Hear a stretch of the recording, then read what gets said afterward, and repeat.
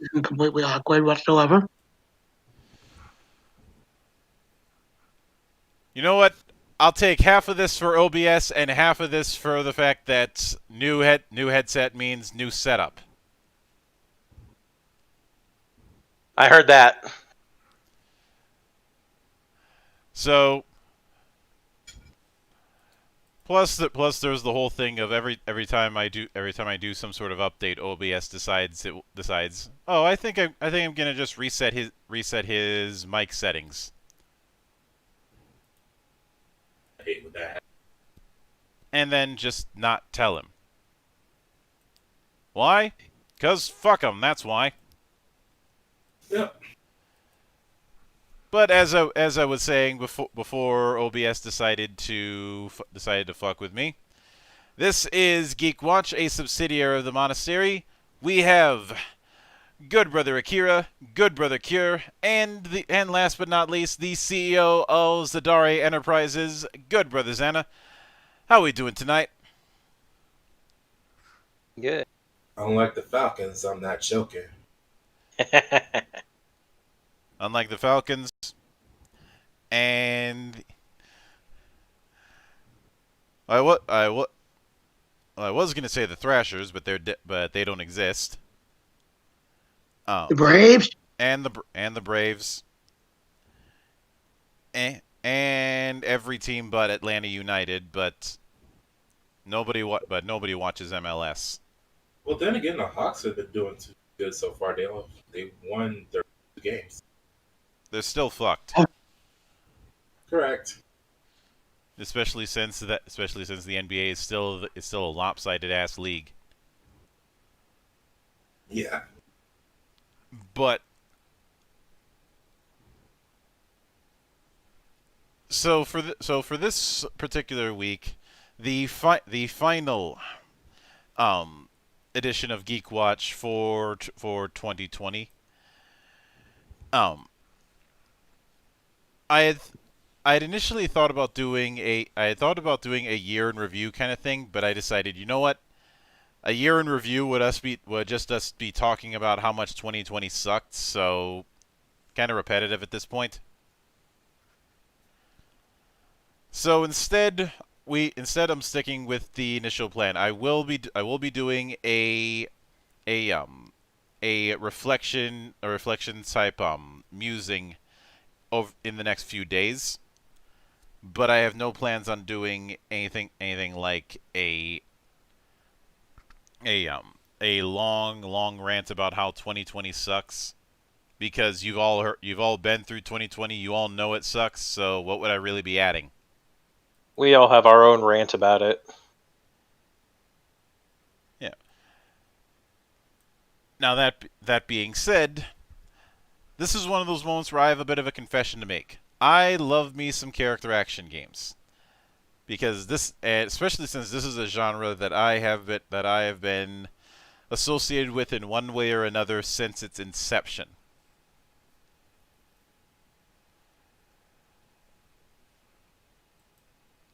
But before we even get into this, the whole notion of character action, which wasn't the term that was used originally.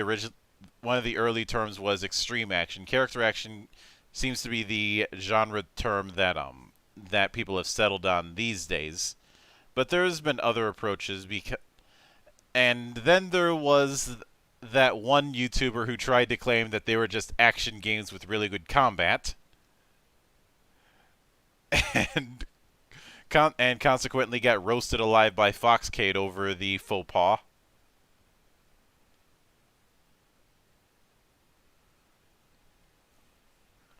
But Xana, how would you, since you've been in it as long as I have, how would you define the coda of a character action genre? With the character action genre, there's a few things it needs to hit. First, combat needs to be fluid. Whereas the fluidity can vary depending on the era in which you're in character action, the combat does need to feel more like a living, breathing being than a series of actions you are repeating over and over. For the biggest example between the two, using two large names, let's go with God of War 1 on the PS2 versus Devil May Cry 3 on the PS2. Combat in God of War could rightly be called character action if it weren't for the fact that you are usually repeating the same exact motions over and over depending on enemy group in order to most efficiently deal with the enemy group. Now, most efficiently dealing with the enemy group in Devil May Cry 3 is just as possible, but depending on what style you had equipped at the time, changed exactly how your combos worked and how they flowed into each other. And of course, with the PC version and the introduction of the style swap mod that later got introduced to DMC4 as an actual feature, the combat was much more a dance with the enemies you were fighting and just exactly the different ways you could take things down rather than repeating the exact same actions over and over again. Additionally, a character action game is rightfully focused on the character in the action. You can have an action game where every part of the arena is part of the action, but in this, it is the character executing on everything around him or her. That is important as well. Finally, while not necessarily a requirement, my own personal coda of character action has a requirement for some sort of style within how combat is played. It needs to look just a little bit flashy. I mean, some games are a lot of bit flashy, but just a little bit flashy, and you've got a decent character action going with those three pillars. All right,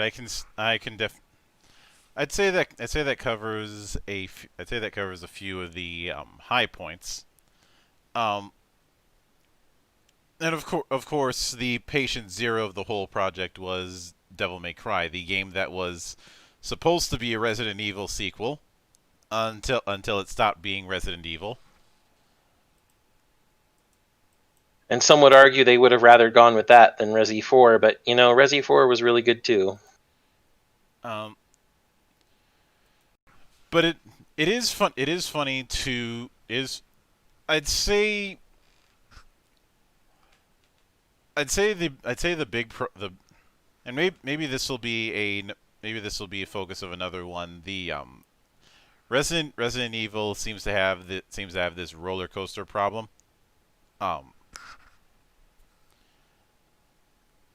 But I'd say that even with the fact that it was starting to become its own thing, if you look at the way the original Devil May Cry sets itself up, there is still very much a lot of Resi DNA. Fixed camera angles are the very first one you think of, in fact. Yeah, fixed camera angles. A lot the emphasis on Gothic architecture, the emphasis on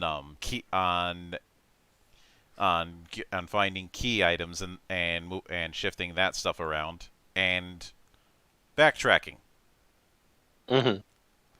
Don't forget the cheese voice acting. I should have been the one to fill your dark soul with light. You know, I know some people would point to that as a necessary highlight, but I'm sorry, Reuben Langdon. Yeah, we Dan all Southworth. We all have seen far cheesier shit. Something that I do find amusing is the inspiration for Dante as a character. Are any of you familiar with space adventure Cobra? No. Heard of it, never played it. It's not a game, it's an anime. I know exactly what you're talking about. If you need to know details on it, I'd look up Cobra the animation, which was kind of a reboot of it. Cobra was an old anime. But I want to say in the early 2010s it got a couple OVAs and then a short animated series. And the reason why I find that kind of funny is for one, as much as I enjoy Cobra, the mangaka in that situation has a bit of a problem of drawing so many of his women the exact same way. But there's also the fact that Cobra's a bit of a he's definitely a goof, and while Dante can be a goof, Cobra is a goof in the Lupin the Third kind of way. Is the best way for me to put it. Space opera Lupin. Mm-hmm. It's a good way to... Yeah. It's just that he has slightly better luck with women. Well, I mean, it's a space opera. You got to have the slightly better luck with women for it to be fun. Especially if we're going with the fact that Cobra was in, the late 70s and was likely somewhat inspired by some of the futuristic stuff from, say, heavy metal. Like a lot of Mobius's stuff, I could see that. And so you want to have that nice picture of the lady draped on one side of the protagonist. Yeah. Plus there's all the insanity from something like Flash Gordon, even though that obviously predates the 70s. Yeah. So, and I will admit part of the reason I bring up Mobius in this regard is apparently Cobra was really popular in France. Slightly surprises me if we're talking modern France, but back in the 70s, they wouldn't have had it. So it was probably a more modern adoption by then, I would imagine. I'd guess. Then again, I've never been able to figure out why Saint Seiya is so popular in Spain. So who knows? I think that one has to do more with the Zodiac. Possibly. Now, when it can, now, even with that, I'd say playing through it's funny going through so many different character action games and then trying to play the original Devil May Cry, because even though it's certainly a classic, there are moments where it shows its age. Very much so. I can safely say that even going back, PS2 era, I would prefer to play Devil May Cry 3, which was later in the PS2 lifecycle, and a much more polished example of what Devil May Cry could be Yes. than I would Devil May Cry 1. And we just won't mention Devil May Cry 2.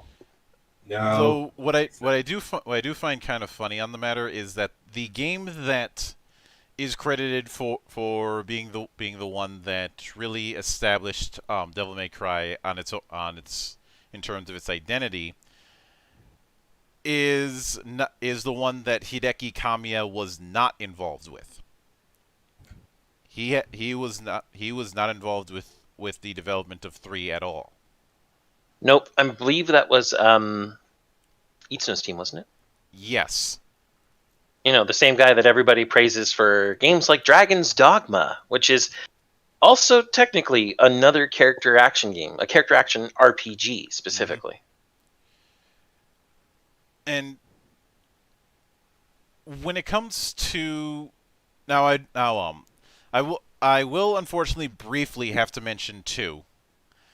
If only for the fact that the behind the scenes story with Devil May Cry 2 I find far more interesting than the game itself. For somewhat obvious reasons, because the game itself is absolute shit. But I find, but for one, I didn't realize. Now I didn't realize this until I saw Matt's video on the matter. The development team for Devil May Cry 2 was a transferred over part of Capcom's arcade department. Because at that time they were starting to transition away from a lot of arcade emphasis and bringing a lot of those people onto home consoles. You can see the problem with this. Having people who had mostly operated things that are designed to eat money, now having to do a lengthier game that is only going to eat a fixed amount of money. Not to mention the fact that at that point, Devil May Cry was really trying to establish its own identity, and it didn't know where it wanted to be at that time. Mm-hmm. So, combined with, as you said, arcade game designers trying to create a game for consoles, it was a good recipe for disaster. Yeah. It certainly doesn't help that the director of the project is one of those enigmas, i.e., I think we know the name and not much else.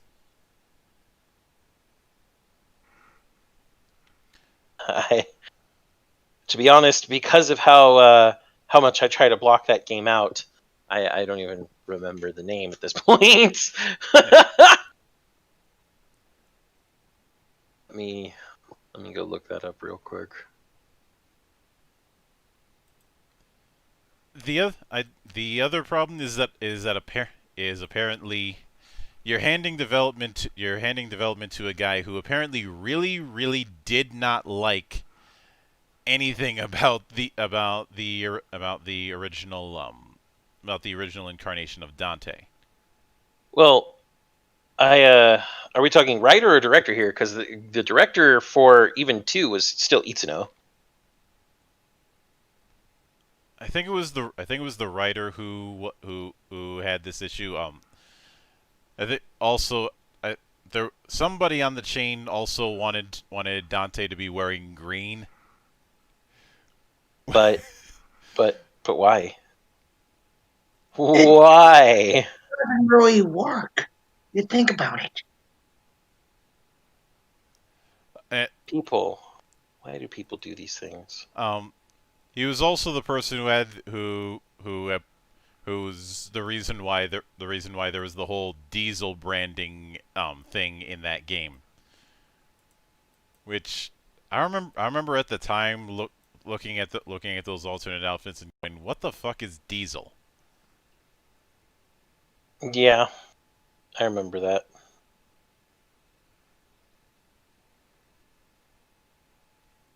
Luckily, the failure of Devil May Cry 2, and make no mistake, it was a failure. Mm-hmm.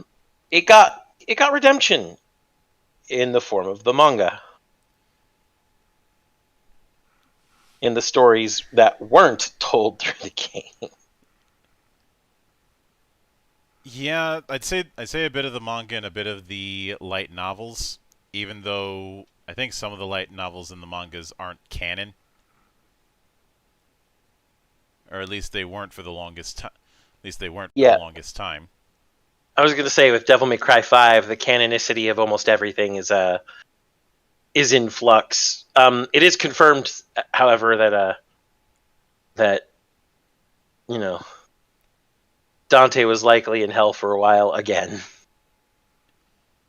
How many times was Dante gone to hell besides the Divine Comedy? Um, it seems to happen at least once every game. Not surprising. I mean, he is fighting demons. Well, that and as we said before, divine comedy. As if you couldn't tell from the name of your protagonist and his technical deuteragonist. Mm-hmm. Dante? Virgil? But isn't Virgil supposed to be his guide through hell, not the man trying to send him to hell?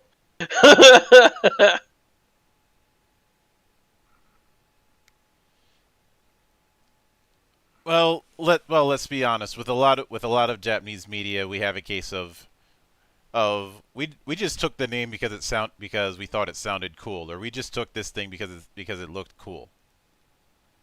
Not disparaging it, it's just you see that pattern enough. A la Saint Seiya, yet again. All Oh, of these are named after Greek gods and Greek creatures. Half of them do not actually correspond. Or actually, correspond in the most superficial way. actually, I wasn't even gonna go with Saint Seiya. I was gonna go with all the mythological references in Final Fantasy. Still convinced that the only reason Shiva is called Shiva is because it was a mistranslation. I'm almost yeah. Dragon did just point out Fate Stay Night, by the way. Although I think it's more Fate Grand Order than anything, with how far it's gotten off the beaten track. But I'm almost certain that Shiva was actually supposed to be Shiver. Shiba. Given how spotty translation was at that time, I can honestly see that. I think they went with Shiva because it sounds cooler. Um, No pun intended. I don't believe I have to say that, but no pun intended. Although isn't it a bit redundant to discuss puns when dealing with Japanese media? The master of the art of the pun. I mean, it is kind of redundant, but now we're just rails. Yeah, but I I'd say I'd say there were if there's anything that I would ever love to ask Itsuno when it comes to Devil May Cry 3, it would have to be, what the heck were you guys thinking with that little difficulty shift in the US version? Isn't this the opposite of how this works? For those who don't know, the vanilla version of DMC3, which I had until the special edition came out. Which was better. hmm The normal difficulty was the hard difficulty in the Japanese version, even though it's listed as the normal difficulty. Devil Hunter was technically at at Son of Sparta. Yeah. And I'm no stranger to seeing this kind of thing happen, where a different version will be harder by default. See, for instance, Final Fantasy IV. But Yes. usually this sort of harder version approach tends to be more exclusive to Japan. It's not one that happens here in the West. And I would have loved to be a fly on the wall where someone would argue we need to make this game harder for the West. I personally think it may have been Itsuno just going, hey, let's make this harder for the West and see how much they like it. It apparently worked. Yeah, I can definitely say that it worked. When it came to, and I think this was also correct me if I'm wrong, but this was the debut run for Ruben Langdon as Dante. Yes, I believe Ruben Langdon this was his first role as Dante was in the third game. Mm-hmm. For the first one, because obviously for the first one they were jumping back and forth about whether or not Dante was American or British. Which is why we get that famous reference in Beautiful Joe of him saying Devil May Cry's a rockin' baby, yeah. Mm-hmm. Whereas by the time 3 came around, I think they settled on him being an American, and given the state of the city where his shop is, for whatever reason, I always see him being in something like Detroit or some place like that, and that's not me making the Detroit meme again. Even if it were the Detroit meme in this case, it would be he's not in Detroit by being relegated there. He's there by choice to fight everything that is relegated there. Yeah. He's got to keep it all quarantined in Detroit, guys. If he doesn't keep it in, what does? Now, granted, the place where the shop has never been specified, and but given some of the architecture and the like, it's one of those things where I could easily see it be in Detroit or a similar place. I know some people had said that it could be some city in the East Coast. I don't see it.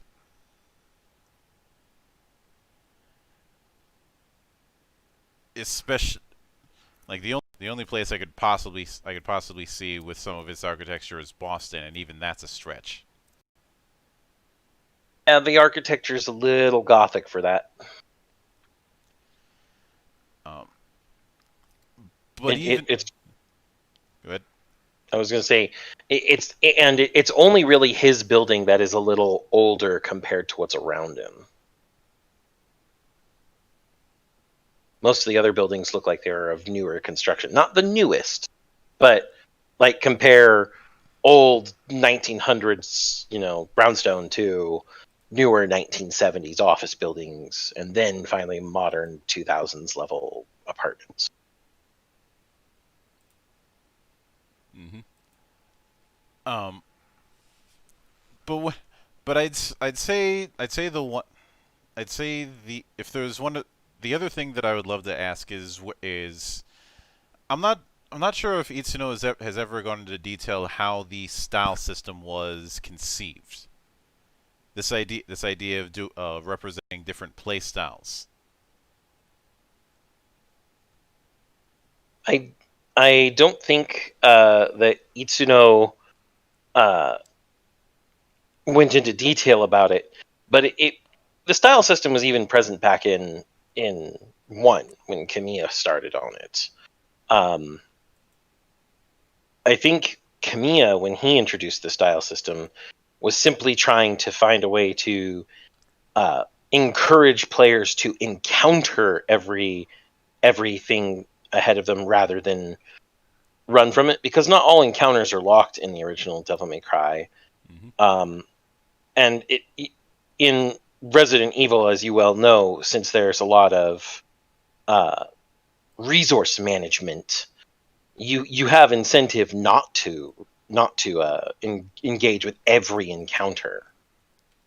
Whereas I think in this he wanted to give people incentive to engage in every encounter, even those that were optional. I can't say for sure that's why he did it. Maybe he just thought, oh, dial system would be cool. Mm-hmm. This is Camille we're talking about after all. He's the man who will block you on Twitter if you simply at him. It doesn't matter what you're atting him about. Even if it's if it's just a compliment or hey, I love your games, he will block you if you at him. If you don't at him, you almost never have anything to fear. The ultimate don't at me. He and before this was revealed, I added him because he was asking people to at him at one point to tell him stuff, if they had any criticisms and stuff, and he still blocked them. He blocked me after asking a bunch of people to at him. Asking. So let's also not forget that Camilla is a troll. Yes. I was about to say, you knew he was a troll. You knew it. Although, Yeah, but I figured at this point, when he asks you to at him so that he can receive actual feedback, he wouldn't block us.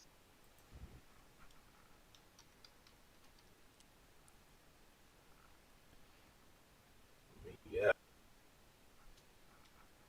When you think about it, it's a deck of comedian. Mhm.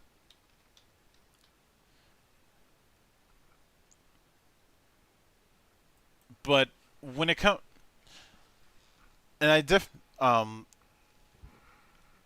also say that I get the feeling that the style system was just a natural evolution of trying to drift away from equipment management in a more Resident Evil sense. Which don't get wrong, the first game didn't have equipment management in any sort of Resident Evil fashion, but but I'd say with 3 and the fact that you had a couple of weapons, you had a couple of guns and devil arm slots for as well as the choice of style. It just seemed it's one of those things where I think it was just a natural evolution. Yeah, to encourage that you play with what you may have available for your styles, etc. I also wonder if it was a response to that whole thing of, well, all you need to buy in Devil May Cry 1 was Stinger and Air Hike. I mean, they're not technically wrong. Actually, no, not Stinger and Air Hike. I was thinking of Air Raid. Yeah, with Alistair. Mm-hmm. Float in midair. Wait, didn't we learn that in most Capcom games, if you can fly, you automatically win? Marvel vs. Capcom 2 taught us that. Oh, what Marvel vs. Capcom 2 taught us is that you can have 1 billion characters, but people are only going to be playing 3 of them. Yep. Oh, yeah. Just remember, SMS may win. But when it came to now, admittedly, I do think that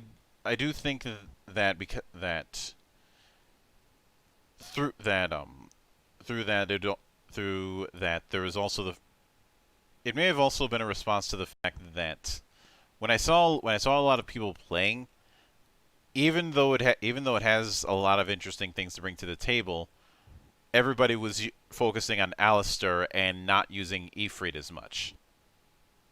To be fair, Ifrit was not exactly the most fleshed out weapon set. Ifrit was a lot more limited. But apparently it struck a chord with somebody, because in each in each of the DMC games that matter, there's always been some hand-to-hand style devil arm. Oh, Beowulf. Everybody loves Beowulf. Oh yeah. Although it is kind of strange to have I would say that it is kind of strange to have a demon that has light as its element, but then again, you can go with the whole demons are all fallen angels anyways, unless you're gonna go with a more dividing line with like certain shows do. I mean, Lucifer is literally the light bringer, so I mean, there you go. Yeah. He is the morning star. But when it came, and I will admit that the one weapon that I used the least with Devil May Cry 3 was the Artemis. The Artemis could set up for some really interesting trickster combos, to be honest. Mm-hmm. But yeah, I can understand why you'd use the Artemis least. Its whole thing was, I can make acid rain, and you're like, yay! I'm gonna go put on the electric guitar axe and these lighty boy fisticuffs, and I'm gonna go have fun with Swordmaster mode. Bye. Yeah. Also, I will admit, even now, I'm still not all that good with Royal Guard. Yes, the broken mode. I know it's not that I don't know what to do. It's that what I have to do runs so counter to my instincts. Frame perfect guarding, yeah. I am not a frame perfect guard kind of person, and I most definitely am not a person who plays defensively. So clearly, you're also not someone who plays Soul Calibur. No, I play plenty of Soul Calibur, but I'm making the joke about how high level play tends to just be just guards and just parries. yeah, which is why I never played tournaments with Soul Calibur. It'd be no fun. Like guard and parry all day. That's for me the hallmark of good fighting game design is will it reverse? Which is my version of will it AK?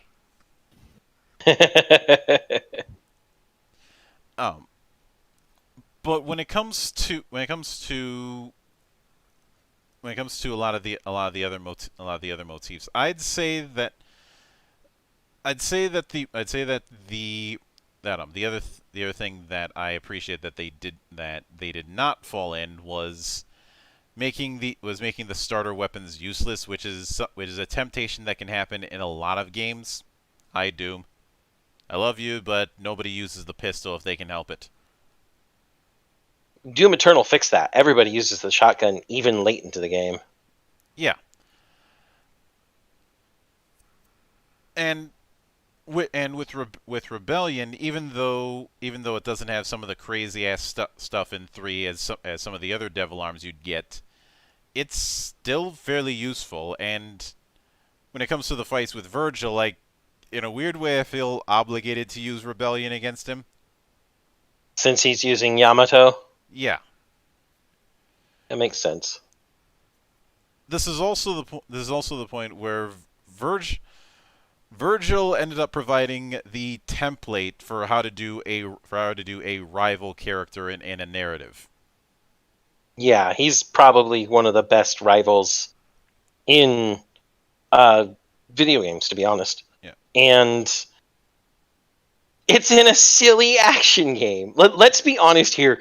If we're going to boil everything down, look at the stories of any Devil May Cry game, and they're window dressing. They are there to give you an excuse to beat the crap out of everything until probably the ending half of 4 and all of 5.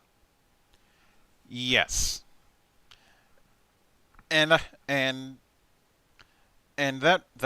certainly worked in its favor, but I think eventually they knew that they were going to run into problems if they kept up that approach. Yeah, Like if you want to see what happens where sticking to your old guns end up backfiring when so much changes in your own medium, look at Serious Sam. And you would think as a guy who likes his boomer shooters, I'd be all in on that, but no. And again, I never was, so I'm the wrong person to ask. That's certainly true. But then, as you pointed out, all of this is now Itsuno's work. We've Kamiya, the guy who ostensibly started this prototypical example of what a character action game could be, moved on to other things and eventually to a new studio. Pretty much, and I'd say that was for the best for him. And when it came to Special Edition for 3, I remember seeing some people argue that Virgil's moveset was a little bit on the stiff side. Well, Virgil only really had one moveset compared to what Dante had available, mainly because Dante had all the different devil arms, and Virgil was confined to the Yamato and his summon swords. He eventually got a few other things, like the Beowulf, but the Yamato was what he started with, and that felt, I guess, stiff to some people. Mm-hmm.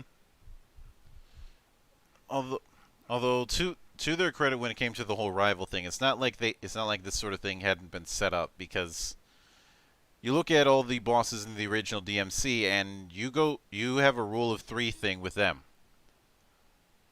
Yep. And plus they already established Virgil with the whole Nello Angelo thing, which will always be funny to me because that's a mistranslation, because that is not how language works. Because Nello it's supposed to be Black Angel, but yeah, it's Nero Angelo. And then of course they took that name for someone else in the series. Mm-hmm. I think I'm time to fade. I better get going. All right, Kira, stay frosty. But since you mentioned Kamiya going to a whole new studio, let's talk about Bayonetta. Oh fuck yeah! Yes. First off, I need to call out a specific subset of the character action community, because I remember when Bayonetta was first coming along. And this seems amusing in hindsight, given Bayonetta's current popularity. But I remember when everybody was rolling the eyes and saying that it looked way too much like Devil May Cry. I mean, let's be honest here. That was intentional. One, that was intentional, but there were people arguing that Kamiya was just copying his old work, or that it was too similar. You know, he played into that, right? I was just about to say, ain't that kind of the point? Oh, he definitely did. I'm more pointing this out because as I've made clear in the past, I have a massive axe to grind with people who throw the term rip-off around like it's going out of fucking style. Mm-hmm. And this is no exception.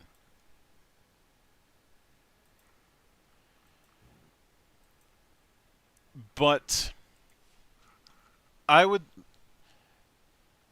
say it was actually a smart move when it came to the first game to avoid the temptation of doing some sort of witch trigger. Well, and Kamiya was going for sort of an homage to the fact that he had pioneered character action. Mm-hmm. but he did want to make something distinct. Yes, he was tongue-in-cheek about certain things. I mean, he did call the development team for Bayonetta Team Little Angels instead of Team Little Devils. But again, Kamiya, the famous troll, we brought that up. Needs no repeating. I do remember watching that video where he was doing a breakdown of one of the trailers, and somebody named Daisuke kept hinting off screen that there were things he was about to say that he couldn't say. I remember that. That was good. Mm-hmm. And because of that, for a while, I had the running gag of "Damn you, Daisuke!" Damn you, Daisuke! Yeah. The big thing is that Bayonetta's got the same roots because it is character action, and it's clear that he learned improvement from his colleagues and their works, because the whole switching between weapons and having different weapon type things also occurred in Bayonetta. She isn't just all guns, unlike some people would think with all of the Scarborough Fair on her heels and in her hands. You can get some pretty cool stuff, swords and claws and the like. And Abba, Odette, yep, Kilgore, just to name yep. a few. Ice skates, a whip. Well, let's we could go all day about how weird it can get. But ultimately, the things he drew upon, that he took as homage or as improvements, that he's like, yeah, this is something that the game probably should have because it works. He still gave it its own flair. He gave it its own style. Again, we have the whole thing that, most of the story is window dressing for you to go kick the hell out of angels. Mm-hmm. And in the end, what he made when it came to the actual combat system, it is fluid in an entirely different way than Devil May Cry is fluid. And I can point out exactly why, and it's this one thing that really makes it hard to go back to earlier character action. And I'd say this is one thing that unfortunately isn't a standard, but I feel it should be. And that is the fact that every move is cancelable. Yep. And that eventually also became a thing in, Devil May Cry 4 when we got style switching. Devil May Cry 4 technically came first, and style switching was used to cancel moves in ways that they normally couldn't be canceled. But Capcom never admits a bug. It was always a feature.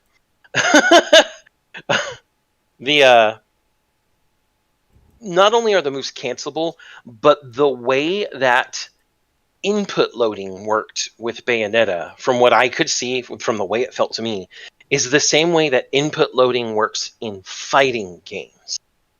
Plinking, as they call it in most arcades, where you can load the next couple button presses ahead of your current one. And this is actually, I think, a side effect of the fact that there were moves that Bayonetta had that you had to pause for a small second before continuing the combo to get a different move set out.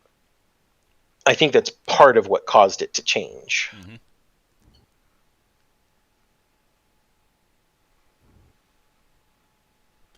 And it's also I think part of the reason that this particular change to the formula was done with something like Bayonetta is because of the fact that you had significantly more openness with encounter layouts. Mm-hmm. Now, granted, three and four had fairly open encounter layouts, but not frequently. Comparatively speaking, a lot of them were more confined. Yes, and additionally, while the fixed camera was not as, I guess the best word would be not as prevalent, it was still there in those games, and as such, it happened in some arenas and not in others, and was a bit of a mixed bag in 3 and 4 to have both fixed camera and open camera settings. Whereas if we look at 5, you can move your camera almost everywhere in that game, Mm-hmm. which was, I think, another natural progression for it. Now, I will admit that the only problem I have with the weapon setup in something like Bayonetta is whenever you're going with heavy weapons, it feels off. Like it feels like it feels like it doesn't quite fit. That you should be going with speedy weapons at all times. I can see how you'd say that. There's a lot of what is fluid about Bayonetta's combos are also because of her swiftness. But then again, you have the same issue with some of, I mean, Dante's weapons, even in Devil May Cry 3 and 4, especially in 3. There were some weapons, the Artemis was a good example for you, where it just didn't feel like it should be part of the moveset. It didn't feel like it was something that fit. And I know a lot of people who could not, as much as they loved Nevin, couldn't get into the moveset. And that was a real damper on the way they wanted to play the game because of the electric guitar.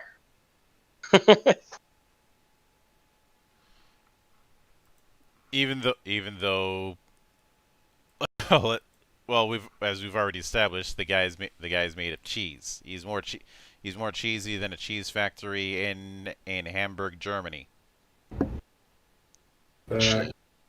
You all thought it was going to go for a Wisconsin joke. No. Too easy. I was about to say, Monk, you never go for the easy targets unless it suits the joke. Mm-hmm.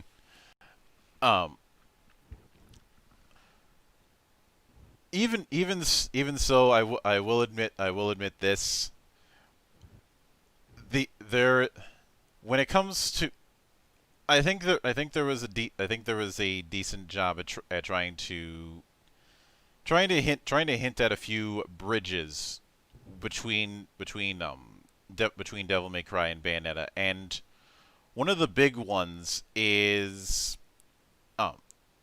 Luca, specifically Luca's father, Antonio. Yep. Yep, Antonio Redgrave. Which kind of helped cement that the whole Tony Redgrave thing, which was an alias that Dante had used. Yep, Dante uses that alias a lot. And well, it's engraved on ebony and ivory. Yeah. It is indeed engraved on his pistols that never run out of ammo because of demon magic, I swear. Mm-hmm. In fact, I think that was once the explanation at one point. Yeah, and I believe it's 3 had already established that devil arms are literally the souls of defeated demons, and yep. Then Bayonetta comes along and just goes a little bit further with it. Just the records of the songs of the halls of heaven. Yeah, which is used by Rodin as bait. And I will freely admit that when it comes to supporting characters, would it surprise you at all if I say that I fucking love Rodin? The bald black man fallen from heaven? Nah, that doesn't surprise me at all. That's awesome. who does not care about the fight between good or evil. He only wants to see his handiwork get used. And maybe make some money to get back to heaven while he's at it. Mm-hmm. He needs about 990,000. Just round it up to a cool million, why don't you, Rodon, you ass? Wait, by the way, And now I will admit I think part of the appeal with something like him for me is when I look at a character like Rodon, I always get these voodoo vibes from him. I don't know why. Let me make the claim that that a crowd we all love to hate would make. Racism. Fuck you, man. Hey, you walked into that one. Again, if Shades were here, Sideshow Bob would be playing. Yeah. I think I'd say there's two reasons. One, I like Dr. Facilier. and two, I like Keith David and Voodoo Drag as well. yeah. And two, repeat after me, the gates of hell. I don't even have to repeat that. I'm not even going to dignify that. I ain't even going to dignify that. Like the fact that instead of making offerings to the god of time, you're making deals in the seediest bar in town. Makes no qualms about being a fucking fallen angel. Mm-hmm. And the fact that that his second scene in he's making drinks while Bayonetta is showing off Scarborough Fair, which it did make me smile a bit to see that being the name of the first incarnation of those pistols, because it was a case where I could say I understood that reference. Parsley, sage, rosemary, and thyme. Mm-hmm. They even have 4 different colored jewels for that reason. Yeah.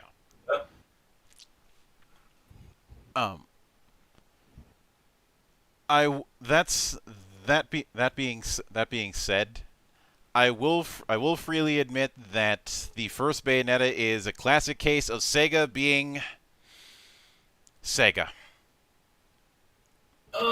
Yeah. Let's not talk about Sega being Sega anymore. Well, I ended up being a fucking idiot because I bought the PS3 version. Ooh. Oh, you poor child. Oof. In my defense, I wouldn't have a 360 in my possession for about 2 years at that point. But Jesus Christ, what the hell was going on with the PS3 version? I don't know. It was something about Sega and PS3 ports that just, Yeah. I mean, Sonic 06, for example, their version of that game. There are bigger problems to deal with something like Sonic 06, but if I had to guess, it comes down to the fact that there are certain quirks that programming for the PS3 had that the 360 didn't, in the same way that the Saturn was hard to program compared to the PlayStation.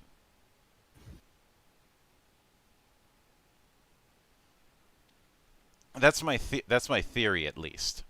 Obviously, I don't have any evidence, and I'm not a programmer.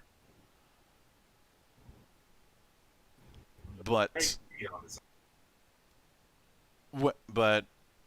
now, granted, if someone wants to get it nowadays, I just say go grab the Steam version and don't look back. And while you're at it, grab Vanquish as well. The underrated character action shooting game from Platinum. I do have to wonder if Vanquish would have gotten a fair shake if the Gears of War model wasn't so overused at that point. Well, I mean, while the Gears of War model is a thing that it's based around ish, let's not forget he can literally jet slide around on the ground. It's the best thing. And there's a small part of me that wishes they had kept the dog, because they had, given the fact that Cashern was one of their inspirations, they had there were initial concept arts for a robot dog companion that had portable cover.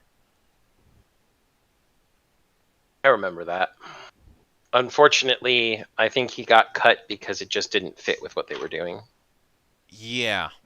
Also, it gave us a line that will be I think will be meme potential for the next decade. The whole San Francisco is gone. That was for the good of all Americans.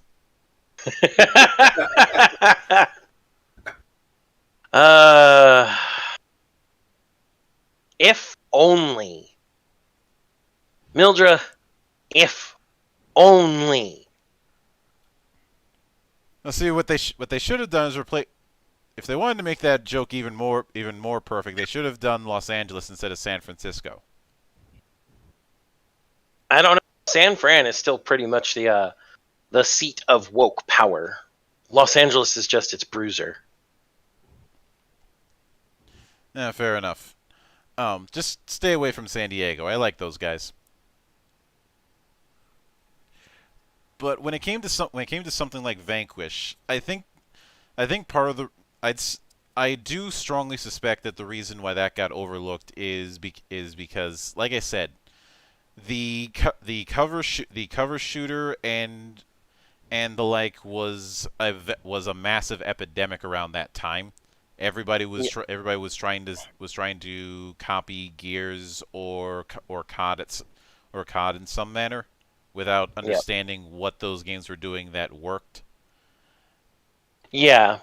Whereas, unlike being a cover shooter as the core mechanic, cover was a mechanic of a stylistic, scored shooting character action game. Yeah. Just like in other character action games we've mentioned so far, there was a scoring system. You would get scored with every encounter about how well you did, damage you took, how fast, etc. Cover was just part of it. And primarily, the biggest draw of Vanquish was that damn that jet slide. Just the fact that he can jet slide. Mm-hmm. I'd say whenever I would try and talk people into trying out Vanquish, the thing I would always emphasize is speed. Because when you look at the reason why Gears does a cover-based system is because it's using slow-firing, high-damage weapons a lot, and you're a few hits away from death. Also, because of the fact that it's trying to not necessarily be a horror game, but have a horror aesthetic. Vanquish, you're mostly doing cover not for the complete opposite of reasons. You've got a lot of fast firing enemies that are in large groups.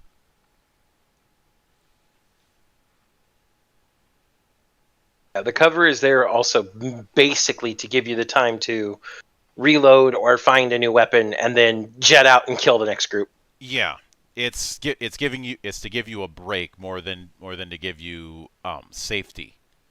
Yep. It is an oasis, whereas in something like Gears of War, it's a bastion. Mm-hmm. And I'd say that the other thing that helped is the scoring thing. And I know some people say, what's the whole point of scoring? It's in the same level of point as as style ratings.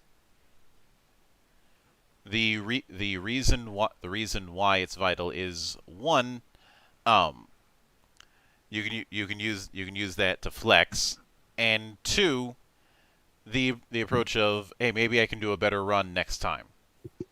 It's the incentive of self-improvement. Mm-hmm. The scores don't really affect anything unless there's a hidden ending hidden behind one of them, which happens in some games with scoring. But, for example, with Devil May Cry, you don't ever have to get all triple S on every level to get anything. You can get the super outfits just by going up every difficulty to the final difficulty besides Heaven and Hell or Hell and Hell. And you can get the outfits that, for example, give you infinite double trigger. The same goes with Bayonetta. You can eventually unlock everything without perfect or pure platinuming every encounter. Now, granted, there are certain goodies that are completely optional that are easier, quote unquote, or at least quicker to get if you pure platinum or triple S, or in other games, just S ranks. Looking at you, Metal Gear Rising Revengeance, but we'll get to you. Mm-hmm. But the scores are there primarily as an incentive for self-improvement. Yeah, and I will freely admit that I was gonna end up grabbing something like Vanquish already, because I have been begging and pleading for the longest time to get some sort of proper power armor based video game.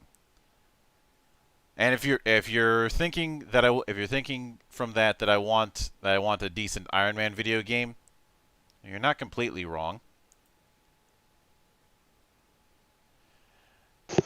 Or a decent Warhammer video game that isn't an RTS. Space Marine was a bit of a letdown, I'll be honest. That was the best I could expect from THQ at the time. They weren't exactly They weren't exactly making big brain moves during that time period. Which is why they're now THQ Nordic. Mm-hmm.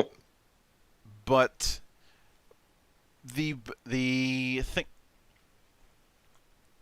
But when it came to something like this, seeing the suit and seeing the ability to move and all the insanity that comes with it, I was gonna end up grabbing something like Vanquish no matter what.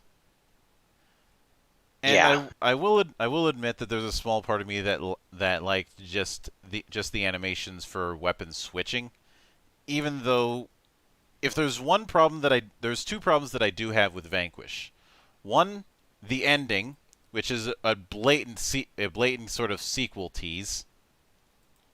A sequel hook that will never ever be fulfilled. And two, the way that you up. I did not like the way you rank up weapons. I can see that. That's fair. That's fair. It's a fair criticism.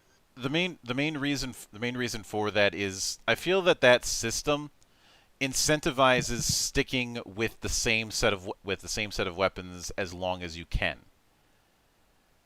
Yeah, because you had to get more of the same weapon to rank them up. Mm-hmm. And I feel like this particular style of play is one that much like how I've defended the limited weapon setup in a Halo game. This is a approach that I feel demands that you switch weapons frequently. It's all case in point. It's the reason why Doom Eternal has low ammo counts compared to its contemporaries. Yeah, to encourage you to move between weapons. Mm-hmm. And like I said, I definitely understand that. with both the scoring system to Vanquish and the upgrade system to the weapons, it's a little more arcade-ish without going outright arcade.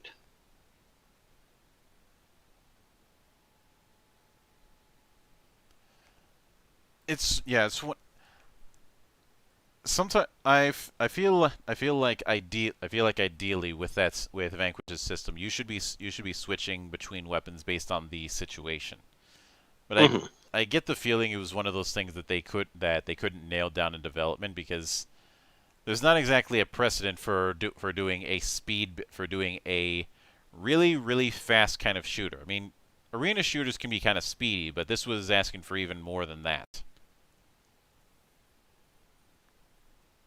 And it was clearly a good experiment for them, but something they haven't yet felt like expanding upon. Yeah. Now, I do even though it's technically a character action game, when it comes to something like Mad World, which we talked about before we went live, the tricky thing about a game like Mad World is that it equally feels like as much of a puzzle game as it does a character action game.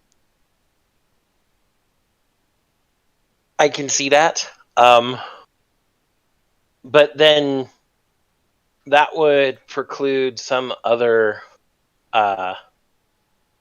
games that we could consider character action games where there is a best weapon use on them. For example, there are enemies even in another character action game from Platinum, the wonderful 101,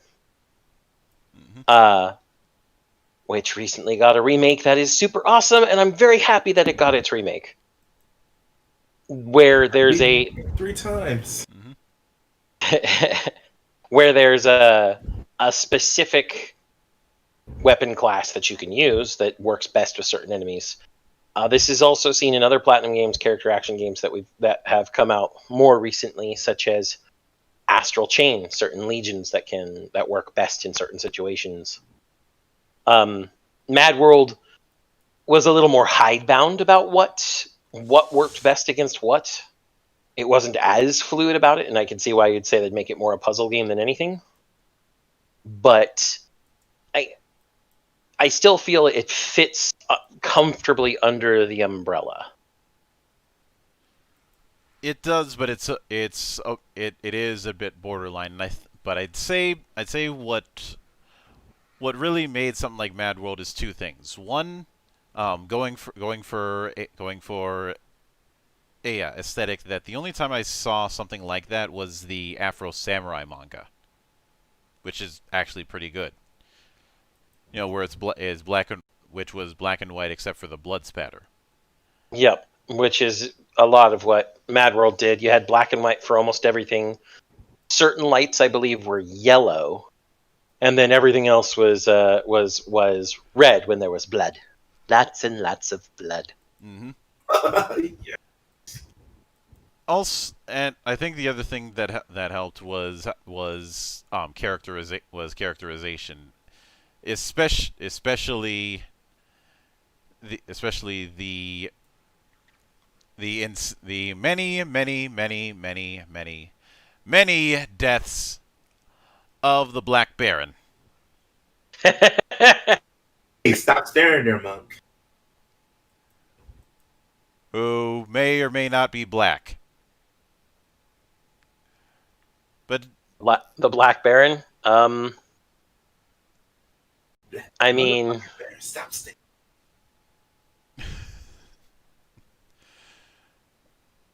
Literally the best. That whole entire yeah, a lot of character action games are held up by character, but I do think that Mad World in particular is held up a lot by its writing, and especially by the people commentating on everything that you're doing. Oh yeah, Howard Buckshot Holmes and Chris Creeley and Chris Creeley, voiced by Greg Proops of Whose Line Is It Anyway fame, and John DiMaggio. A man who needs no introduction. Exactly.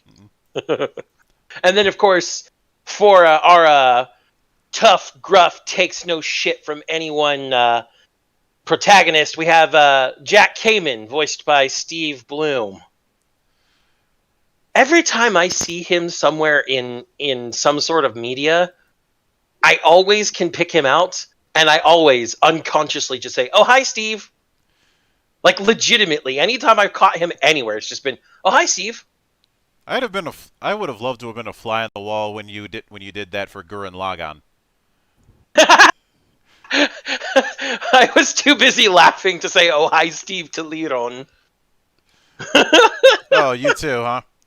That was Yes. no joke. That was the case where I literally laughed so hard I knocked my chair over. I know falling out of your chair is a bit of a bit overused, but that was a case where, well, it happened. It was embarrassing as all hell, but now when it comes to the other thing that I think really helped is, of course, the music, which is saying something, because now obviously I was gonna enjoy it because I enjoy my underground rap as much as any civilized person does. Of course. Apparently Crispin Freeman, I found out, is a fan of Public Enemy. Wait, That seriously? doesn't surprise me.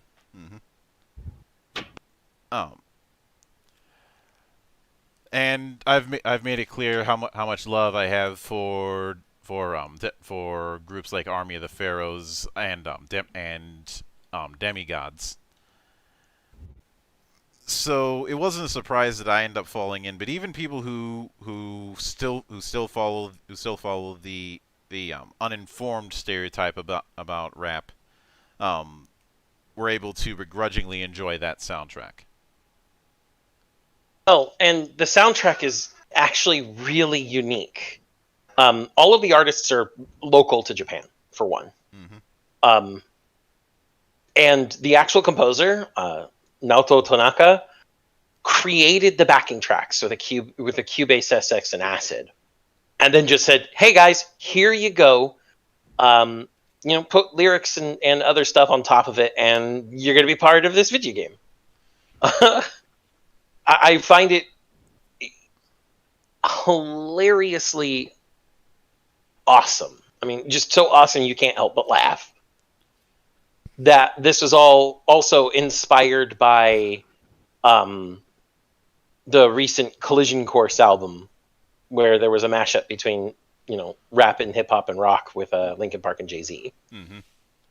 Although I'd say that particular album hasn't held up with age as well. That album has not, and yet this album is this OST is ageless.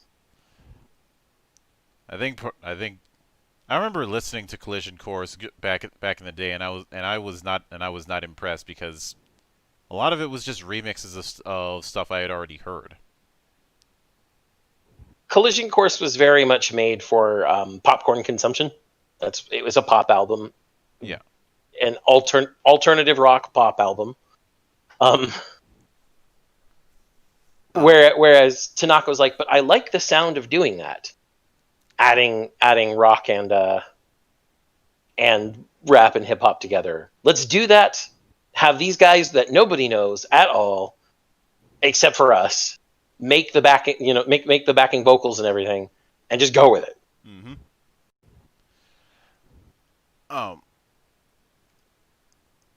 And just as a case in point with how enduring those tracks are, the several of those songs were referenced for a webcomic called Riptiders.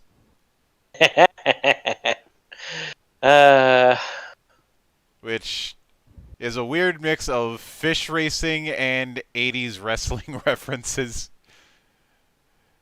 Yeah. to the point that it is hosted by Bobby the Brine Heenan. Um, It's a weird one. That's a weird one. but when it comes now, speaking of, I I will admit that the only thing that holds me back with something like Mad World is I don't like motion controls. I have never liked motion controls, and they will repeatedly be my punching bag until I'm dead. Even when they become good, he'll continue to punch them. Yeah, because that's never going to happen outside of an Oculus, and I have no desire to buy an Oculus. Oh, controls from Mad World, while not, it kind It's a principle kind of thing because I don't like having to think about whether or not I've put the exact movement for what I want to do. This is why motion controls worked really well in No More Heroes. Largely because they were kept relatively simple, even if Yes. they could get awkward if somebody was walking in while you were recharging the katana. when I'm not gonna lie, when I got No More Heroes and was playing the game and saw how you recharge the katana, I literally walked out into the living room with my friends and said, "Guys, I'm about to recharge." They were not as amused as I thought they'd be. They're like, "What are you doing?" I'm like, "Watch the screen." Oh my god! But when it came to something like No More Heroes, which Suda 51, I would be worried if he's not on drugs at any point during game development. I'm almost sure he's never on drugs. Actually, I can probably confirm this because he said this at MomoCon one time. One of the inspirations he got from No More Heroes came from when he was taking a shit one day. Which is why all the save points are bathrooms. Yep. Yes.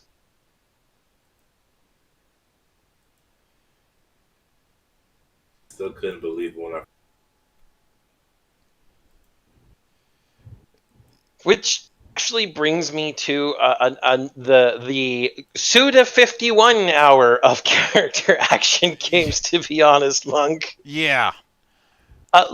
Do we just start at No More Heroes and mention how blood was added for the North American version? I do have to wonder if that was a case of Suda 51 taking the piss. I am almost sure it was. This is Suda 51. Just as trolly as Kamiya, just in a different way. Yeah, with a dose of being completely psychotic. Yes, he is batshit fucking loco. This is exactly the case of batshit fucking loco. Mm-hmm. Not that we don't love him for it. The games are goddamn great. Yeah. And I will admit that obviously when it came a game like No More Heroes is a roller coaster experience, and I don't mean that in the trailer blurb kind of way, but more in the sense that when you're doing the actual fighting, whether it be with mooks or with ranked assassins, the game's at its highest. When you're doing the mini games, not so much.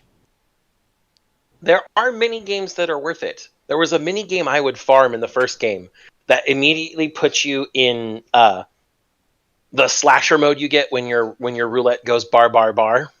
Oh yeah, strawberry on the shortcake. Yes, strawberry on the shortcake. Which was I just called it slasher mode because everything died. The mini game was one where you was one of the highest earners, but it only popped up after I think rank 5.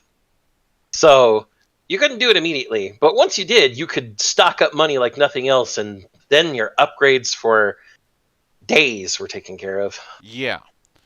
Also, while it's not on the same level as Virgil, the fight with Henry at the end of the first No More Heroes is still one of my favorite encounters. And you'll note one thing that you can easily rely on with me is the fact that my benchmark for a really good boss fight, and especially a really good final boss, can be summed up as a better version of you. Yeah. And Henry is a better version of Travis. You guys are saying it wrong. It's Sir Henry motherfucking Cooldown. Henry Cooldown and Travis Touchdown. Although it's also another case of a swordsman in a suit and vest, or a swordsman in some sort of formal attire. I think I have a problem. I can't say whether you are or not.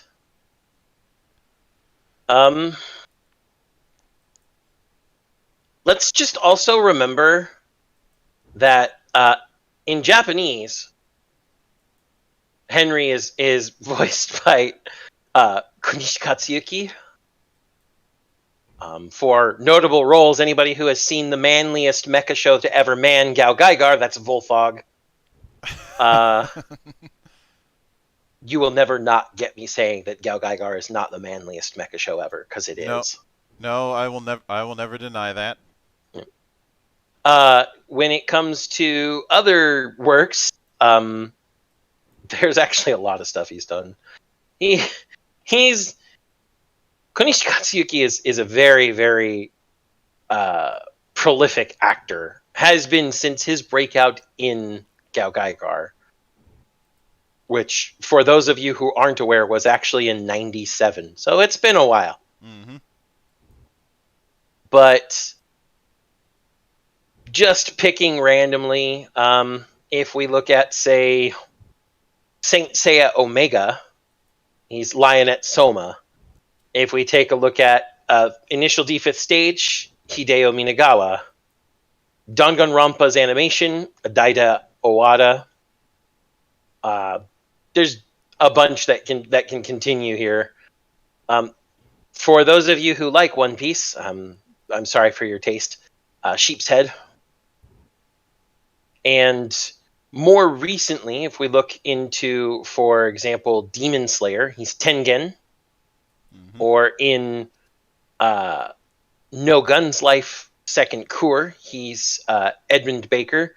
And for anyone who watched a really cool but very, I think, underrated this season show called Decadence, he was He was one of the two main characters, Kaburagi. So Katsuyuki Kunishi is a very prolific actor. But then we get yet another fantastic actor for his English voice actor, Quentin motherfucking Flynn. Yep. Although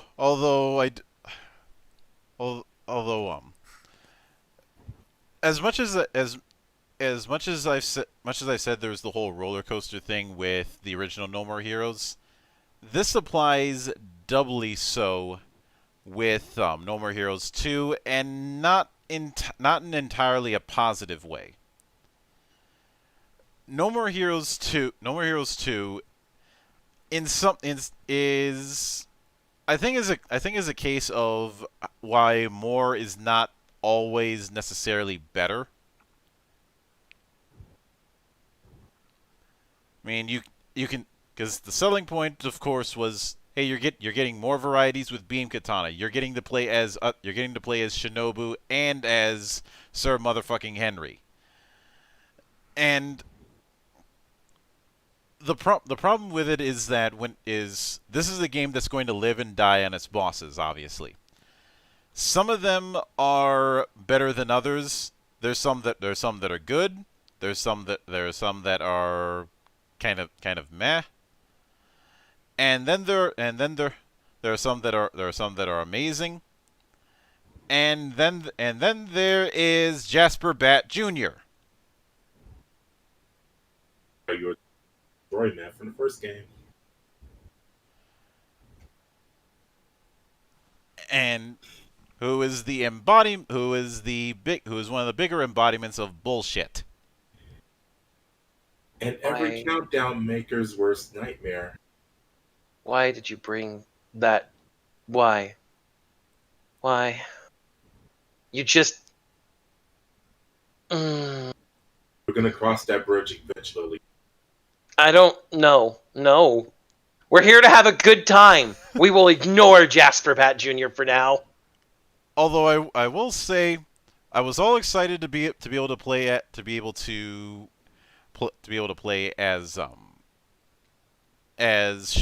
Shinobu and as Henry. The problem is I don't like the combo setup that Shinobu has, mostly because of that whole taunting at the end of the combo, which is what ended up getting me cheap shotted way too many times. Ditto. This is why you don't finish her combos. I shouldn't have. It's one of those things where I shouldn't have to use that kind of workaround. Oh, I know what you're saying, but I actually found that you could almost, if you did it right, endlessly combo with her if you managed to avoid her ending taunts. Yeah. Whereas with Henry, when it came to his control setup, I loved it. But he only has one fight. He only has one fight, and it's a big WTF. I loved that fight. I'm not gonna lie. I loved that fight. It was funny. It was fun. It was funny, but it was definitely a case of okay. I think I picked the wrong week to quit drinking. What the hell am I saying? I never quit. Let's just remember that we got cheated out of an epic showdown with Steve Bloom. Oh yeah, the whole Dark Star thing, which I thought that was a really good troll job. It was a really good troll job. I still feel cheated. I wanted to fight him just for the lulz.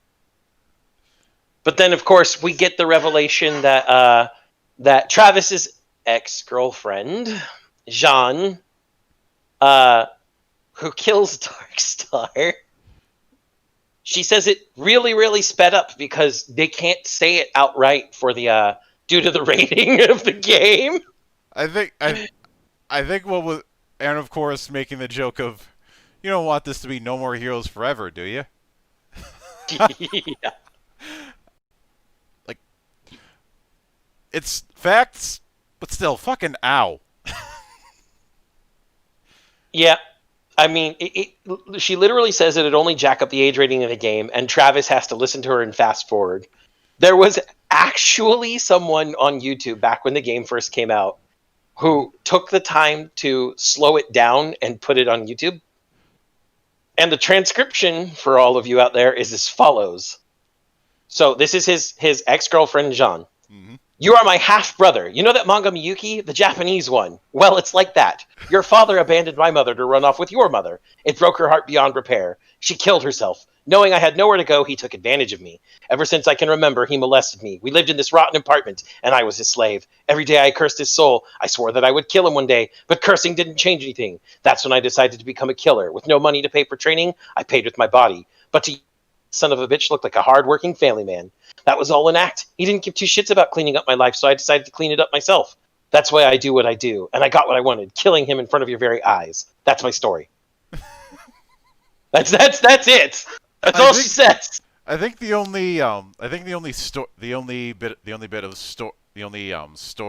one that I find just as screwed up is the letter to Travis the Great from his #1 fan.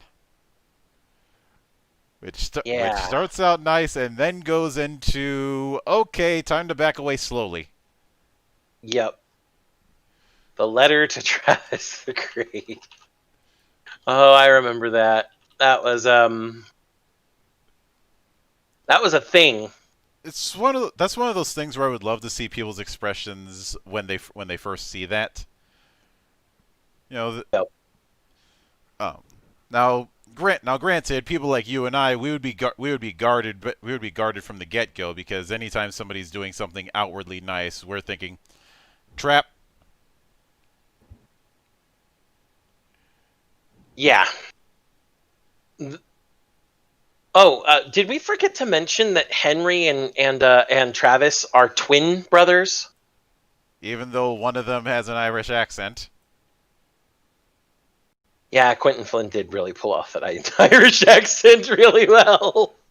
But they're twin brothers, and they both got with the same woman, Sylvia.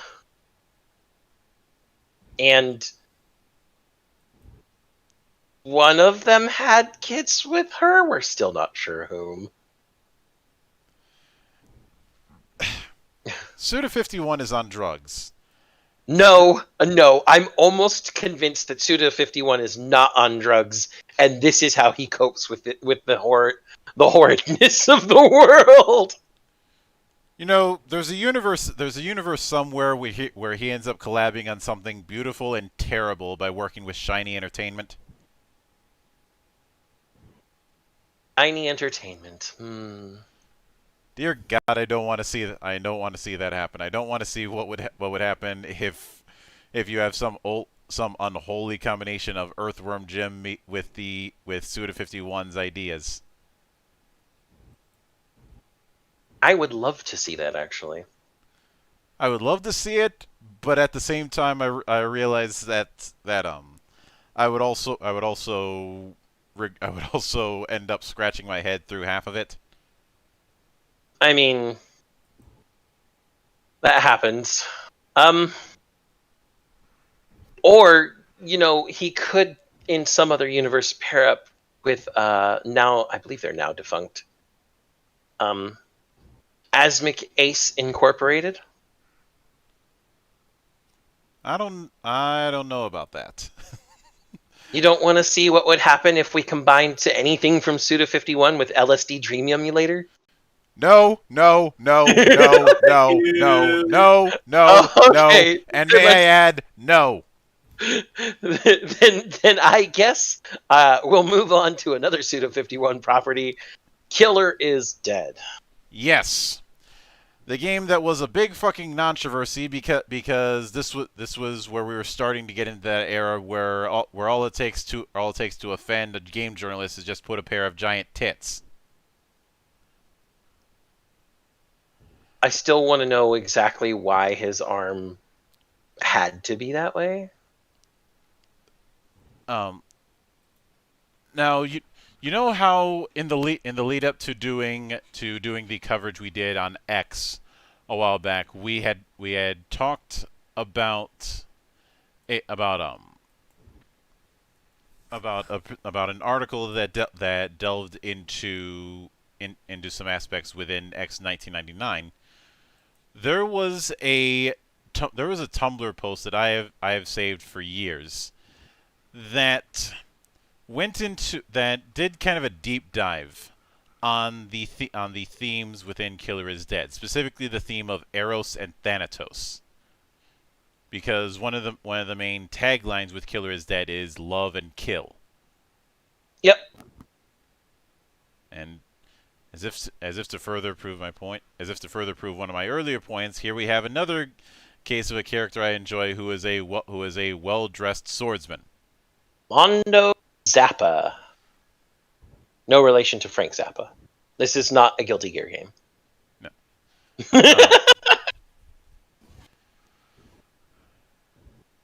But now I think if I recall correctly, Suda51 had admitted that he basically wanted to do his own spin on some of the James Bond concepts.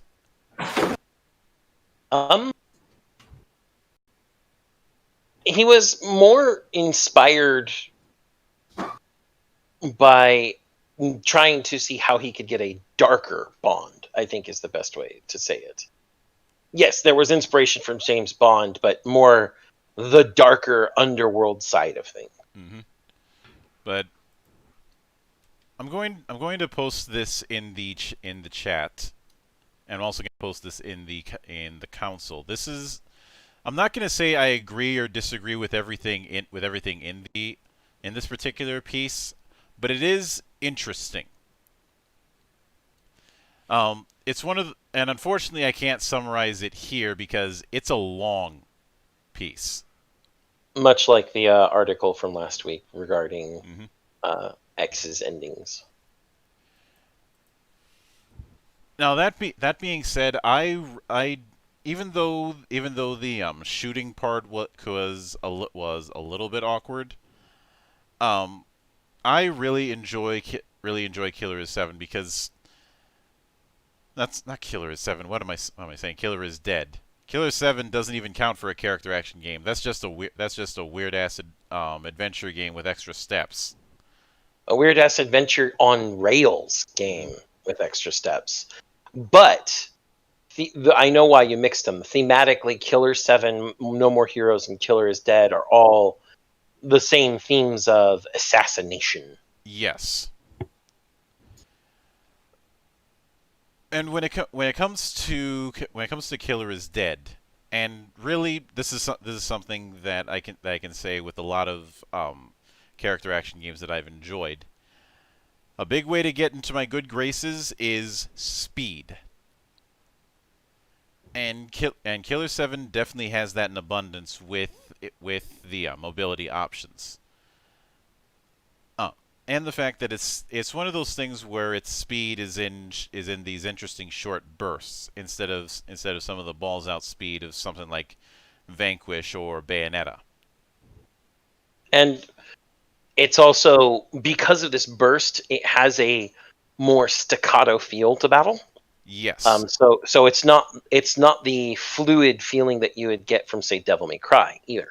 Mm-hmm. But it's still a very good character action game. I think my only criticism for Killer is Dead isn't the gunplay. The gunplay is, to me, fairly good for continuing combos, which is vital for that game.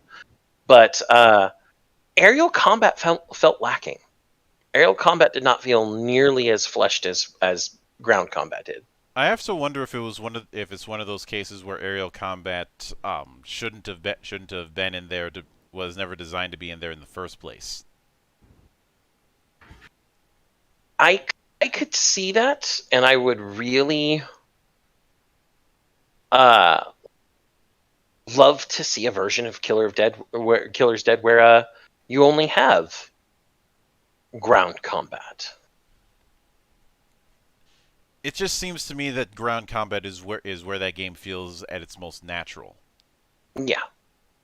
Now, something I'd like to point out about some of the more recent games we've talked about with character action, such as No More Heroes and Killer is Dead, is they are occupying what I loosely call the scale of character action complexity.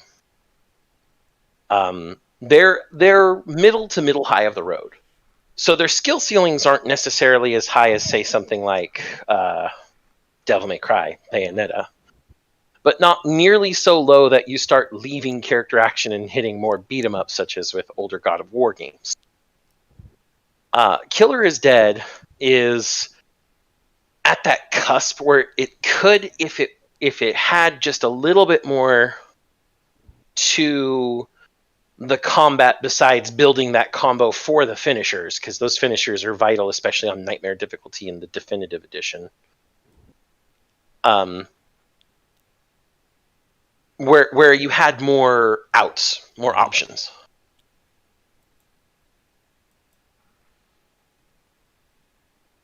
Of course, this all comes to mind because it reminds me of an argument I had with a keyboard warrior years ago. about how he said that that Killer is Dead is the best character action game ever, and there's no way its combo depth was ever touched on by anything like Devil May Cry. I promptly laughed at him and left him to his own devices to be chewed apart by the rest of the internet. It's a case of don't mind me, I'm just here for the ratio. This was before the ratio became a meme. This was still in the time of Michael Jackson popcorn memes. Ah. Yeah, just after it came to PC in 2014, actually. Mm-hmm. So, it was me. I told him, so let's see, what was the meme I posted before I just stopped caring? So apparently you have chosen death. And I left it at that. Accurate. And then the YouTube comment section tore him to shreds. Yeah. Now, I would say when it comes to, I will admit that when it comes to Killer is Dead, the first stage outside the tutorial is one that I always like to see people's reactions to. You mean the moon? Not just that, but seeing the revelation of the boss of that stage.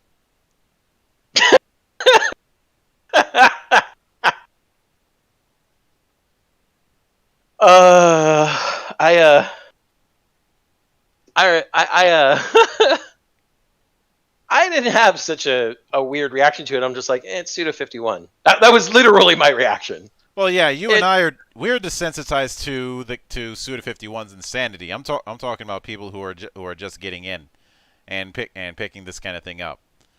If it sounds like I have a morbid curiosity of seeing these kind of reactions, this is not a new thing. I've already told you guys about the times when I was working at a rental store and somebody would rent Watership Down thinking it was a family film.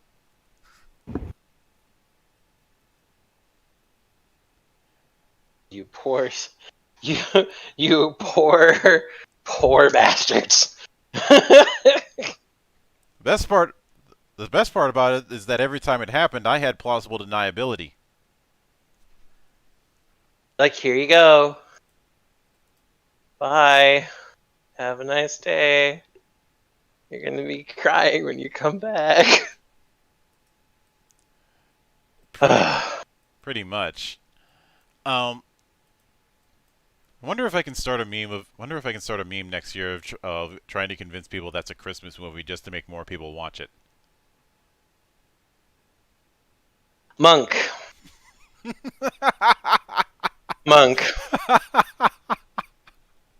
On the scale of 1 to evil, that is the meme of him and Mojo Jojo saying that is the evilest thing I could possibly think of.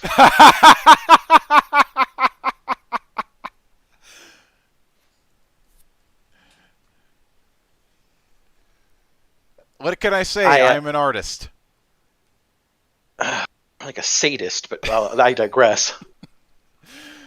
What, sadism can't be art? I don't like to mix art with sex, Monk. I'll leave that to professional pornographers like you degenerate.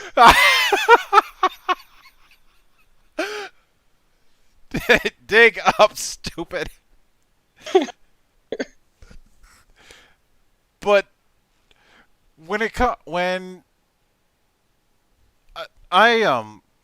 something that I do find amusing is that I bought Killer is Dead and Lollipop Chainsaw within the same relative season. There was about a 2-month difference between when I bought the two of them, and Killer is Dead did a lot for me. Lollipop Chainsaw was something that I thought would do a lot for me, given who was involved and the motif that they were going for, and it didn't. And the big reason for that is the lack of speed. I felt that its mobility didn't really pick up until about halfway in. Yep. And unlike other Suda 51 works, this one was only directed by Suda 51 rather than written. Yeah, it was written by James Gunn, who who at this point I had mostly known him for Super, which I liked.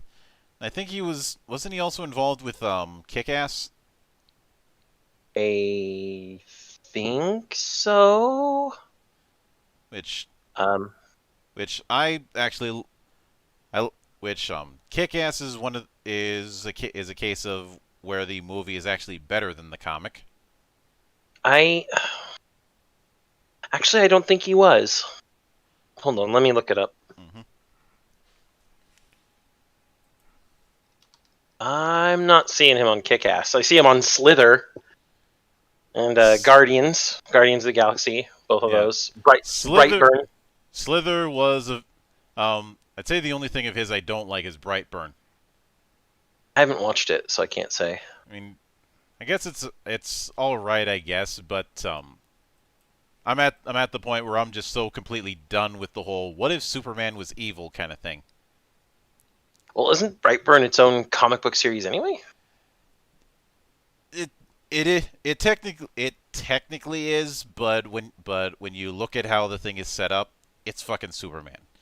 It's just No, that it is Superman as explicit horror, but it's also superheroes in general. Almost the entire Justice League, from the implications we hear on the radio at the end of the movie, from the trailer that you see, mhm. that it's not just him. That there are others that are starting to Yeah, emerge. it's just a case of it's just a case of that particular conceit. I'm kind of done with. I've seen it. I saw it way too many times in the '90s. I'm not We saw it interested. with Superman's Second Son. Yeah.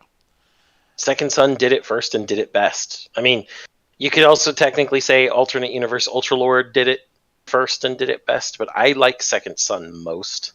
Yeah. Now when it now when it co- but even with that, I'd say that was a case where I feel like even though Suda 51 was credited as director, um, it feels like he was significantly more hands off, and I do have to wonder if it was a case where it was developed more by Warner Brothers game studio than it was by him. I wouldn't know for sure. I mean, it is still developed by Grasshopper, which he's the CEO of, so that's something. But Warner Brothers may have had some large fingers in the pie there because it was a collaboration. Yeah, that's kind of what I'm that's kind of what I'm going for because he's outside of Lollipop Chainsaw, he's fairly consistent with his games having a sense of speed. Yeah. Well, depending on the game. I mean, there are games that he was not a part of that he that he Well, was a part of that are not action games. So I guess I should say a sense of I guess speed's the wrong word. I think what I should use is a sense of motion. yes, even Fatal Frame had that. Hmm. And when it comes to when it comes and then we getting shifting to Platinum a bit. Since we talked about soundtracking, I figured that'd be a good way to segue into the insanity that was Revengeance. Rules of Nature. I can't do that scream justice. Don't ask me to try and imitate Yeah, Jason Miller. I'm not I just won't be able to hit it. I'm not going to ask you, but that was also the game that cemented that Platinum seems to have a thing of inserting troll faces into their games. Maybe for them, it's just a thing. Let's also not forget Best Antagonist. The Yeah, most American to ever American. Yes, Nanomachine's son is exactly right, Akira. yes.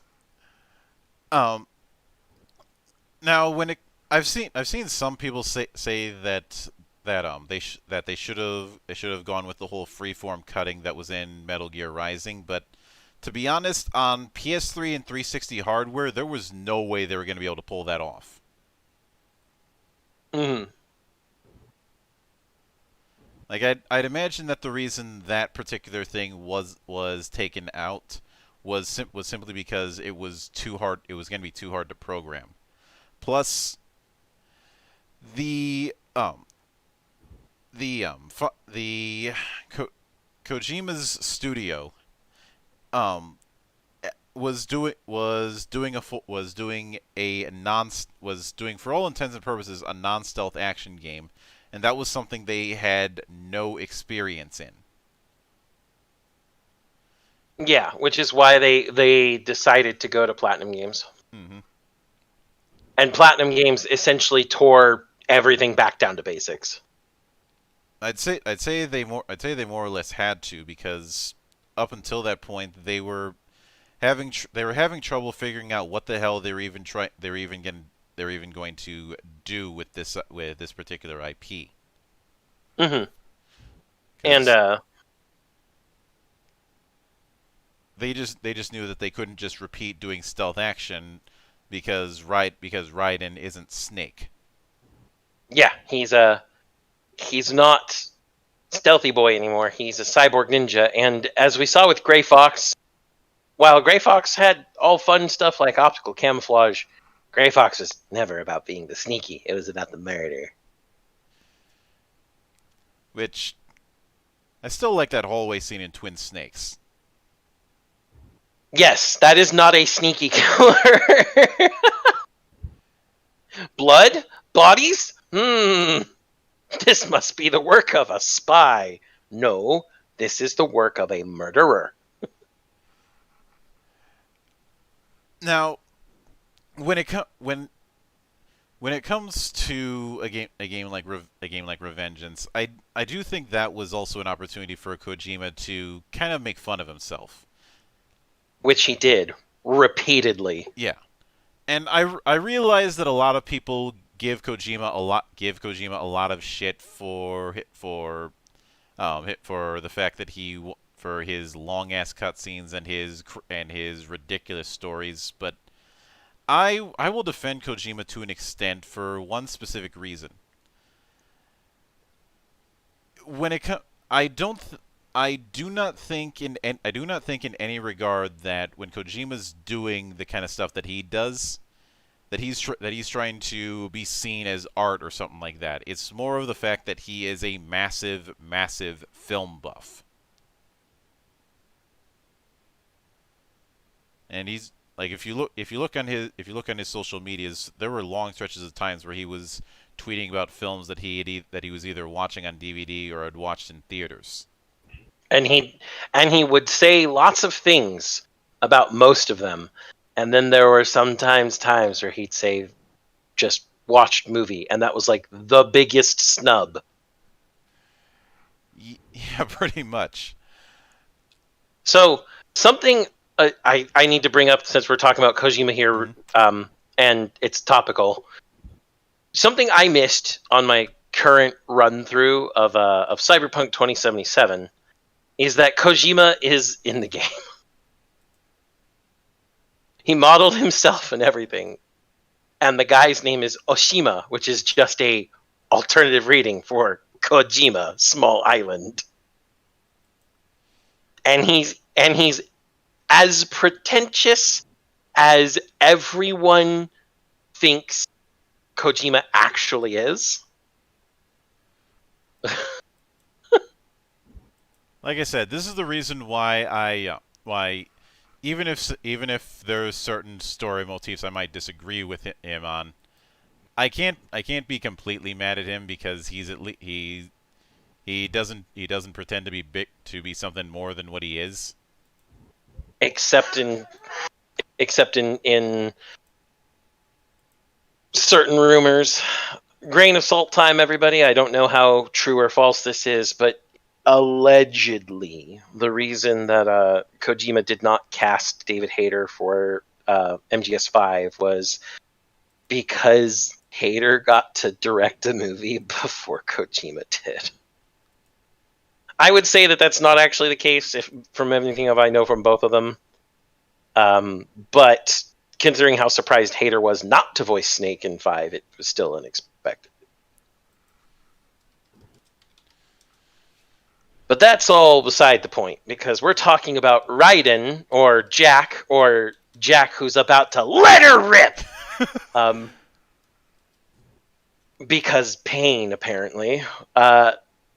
In Metal Gear Rising: Revengeance, one of the main things he takes to really make fun of himself, and you can just tell that this whole part to make fun of himself has to do with all of Desperado enforcement. All of them. Even Mistral, she is supposed to be that femme fatale, and then she's got, Jesus Christ, so many arms.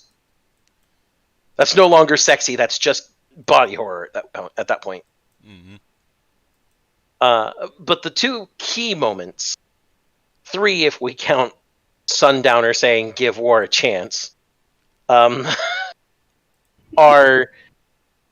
a very famous speech by Monsoon, and of course Senator Armstrong wanting to rebuild America for Americans and make America great again. Yes, he said that line in 2014. That is verbatim the line. Make America great again. And Nanomachine's son also comes from Armstrong, but the main thing was Armstrong was using war to end the military-industrial complex and the war economy, so that all people had freedom and the ability to make choices for themselves, but that the reality was that the strong were the only ones who could make choices for themselves, etc. etc. It was a big,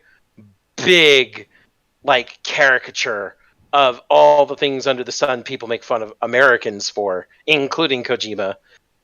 And then, of course, memes, the DNA of the soul. Because, god damn it, Kojima. Because, god damn it, Kojima. Yep. Those are the only words I can give to that. Yeah, pretty much.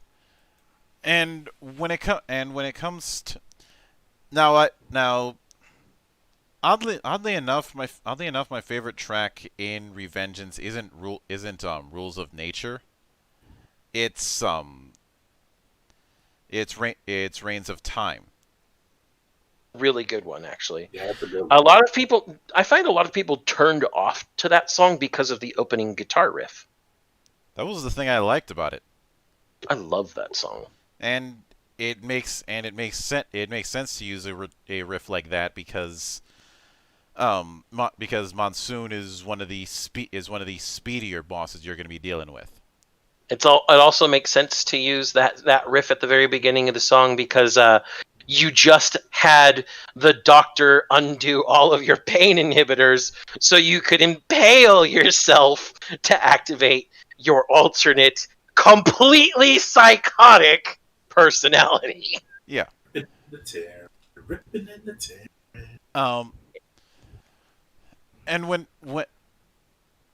the other thing I remember seeing some people complain about that I thought was unfair, and I still see people take issue with this, is the fact that it demanded you to parry instead of dodge. You could buy a dodge. It was one of the first things I bought. You could, but the point is the game beats you over the head that the importance of parrying. Yeah, and to be honest, that's good for the early difficulties. but you need to get the offensive defense, as it's called, because it's a dodge that also slashes at the same time. Yeah. For higher difficulties, especially Revengeance mode, where a mistimed parry gets you the half parries that you normally get, but damage follows through those in Revengeance mode. Yeah. You will get flatlined so quick if you're not careful. And when it comes to the whole parrying thing, they actually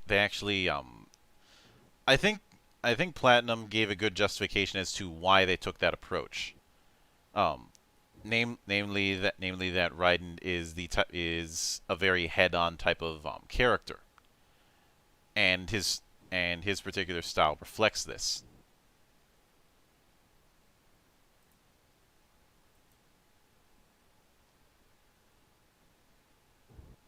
That's also why I and to be fair, even with that, I found that parrying in something like that is a lot more forgiving than parrying in say the Royal Guard style for Devil May Cry. Yeah, the parry window was a lot more open, and there were actually ways to expand it. But sometimes, especially again in the higher difficulties of the game, where a lot more attacks were those golden unparryable attacks, the offensive defense gives you iframes, so when you pull it off, you won't get hit. Mm-hmm. And the other thing I'd say the only part in Revengeance that I didn't care for is the whole taking a Doom. Which I think I had the same reaction Raiden did at that. It was like, what? Yeah, I know. And this is coming from somebody who's come up with stupid ass acronyms himself. So that's saying something.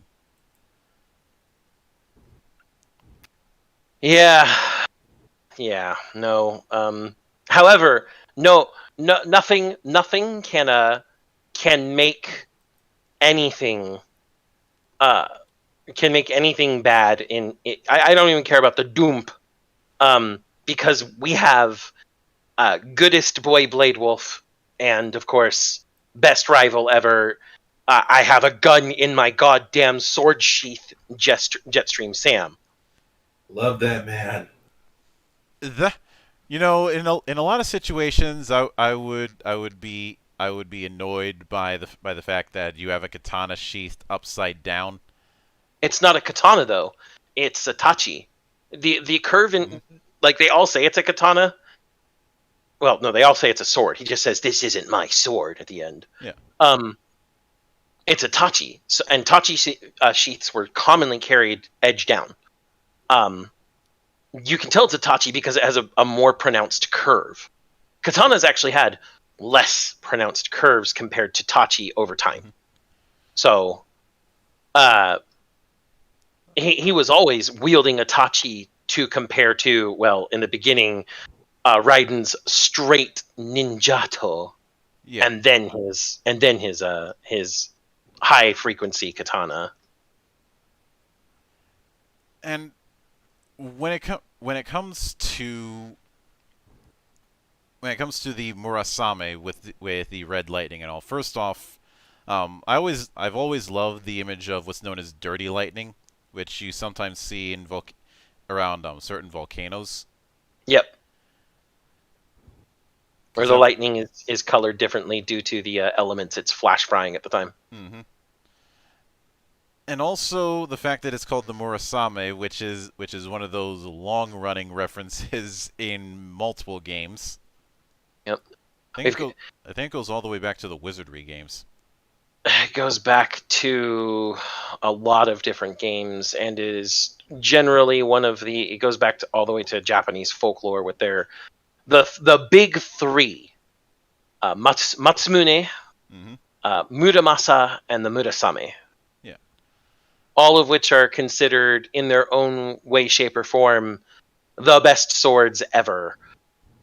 With the Masamune, except for in the case of Sephiroth, being a sword of righteousness and of justice, and with the Murasame and I'm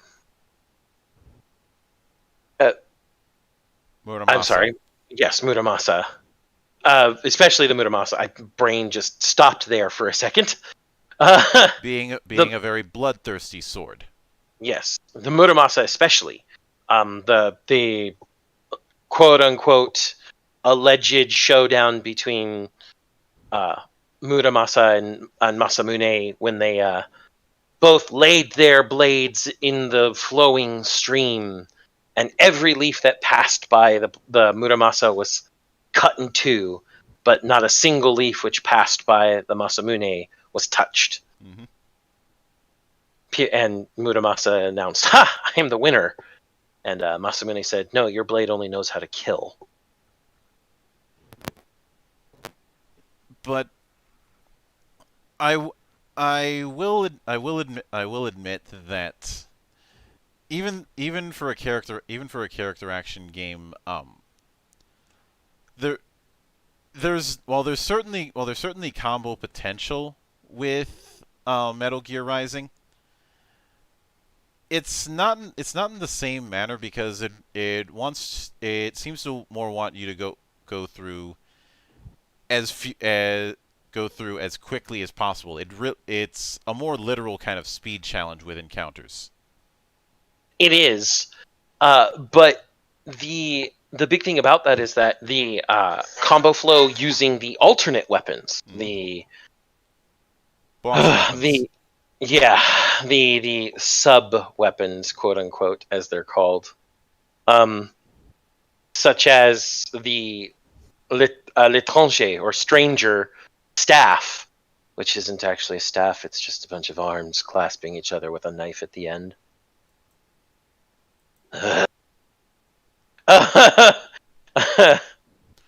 We are sticklers for detail here in the temple. Yes, and Yeah. we're also sticklers for body horror because I'm sorry, a bunch of disembodied arms clasping each other with a knife held in the last arm, which makes it not only act as a staff but also a whip. It can act as a whip. Don't ask me. This is Metal Gear Rising Revengeance, everybody. You get a spear staff made of arms. You get a magnetic set of sai, which are super useful for taking you from enemy to enemy. You get this pair of rectangular shaped swords that attach to your arm to create a giant scissor blade. It's stupid, crazy fun. That's all you can say. It's stupid, crazy fun. Which is what we expect in these kind of games.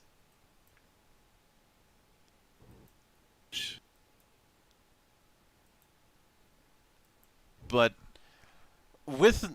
speaking of stupid and crazy, I feel like we should dedicate a little bit of time to talking about Ninja Gaiden, and specifically talking about the Japanese Tommy Wiseau, Tomonobu Itagaki. You have to talk about Itagaki. Well, what I do want to point out that I find funny is the fact that back in the day, there was a massive pissing match between Itagaki and Kamiya over who was doing a better job. And Itagaki, of course, was infamously outspoken about many things. And in least of which being his particular hate boner for Tekken because his game got snubbed as the flagship fighter for the PlayStation. You mean Dead or Alive? Even though the original Dead or Alive wasn't really a whole lot to talk about. Yes, which is why I laughed. Like, I didn't laugh because it's the titty game, because everybody knows that meme about Dead or Alive. Nobody realizes that Dead or Alive 1 was basically forgettable. I think the only thing I really remember is how ridiculous the all hazard zone stages could get, and how high you'd end up flying. And that was only because of the fact that I only rented the original Dead or Alive because at that point I already played 2 a fair amount, which of course is where the series really hit its stride. But And I mean, Dead or Alive 1 was a PlayStation 1 game. Let's remember that, too. Mm-hmm. But is it any wonder that Tekken ended up becoming the flagship instead? No, and that's primarily because they were not only facing off on consoles, but they were also facing off in the arcade. Both Dead or Alive and Tekken were arcade fighters before they were console fighters. This was the same era where fighters started as cabinets. Mm-hmm. And let's be honest here. You put Tekken next to Dead or Alive, the original Tekken versus the original Dead or Alive side by side. Dead or Alive is slightly forgettable, and its combat system is fairly the same compared to a lot of other fighting games.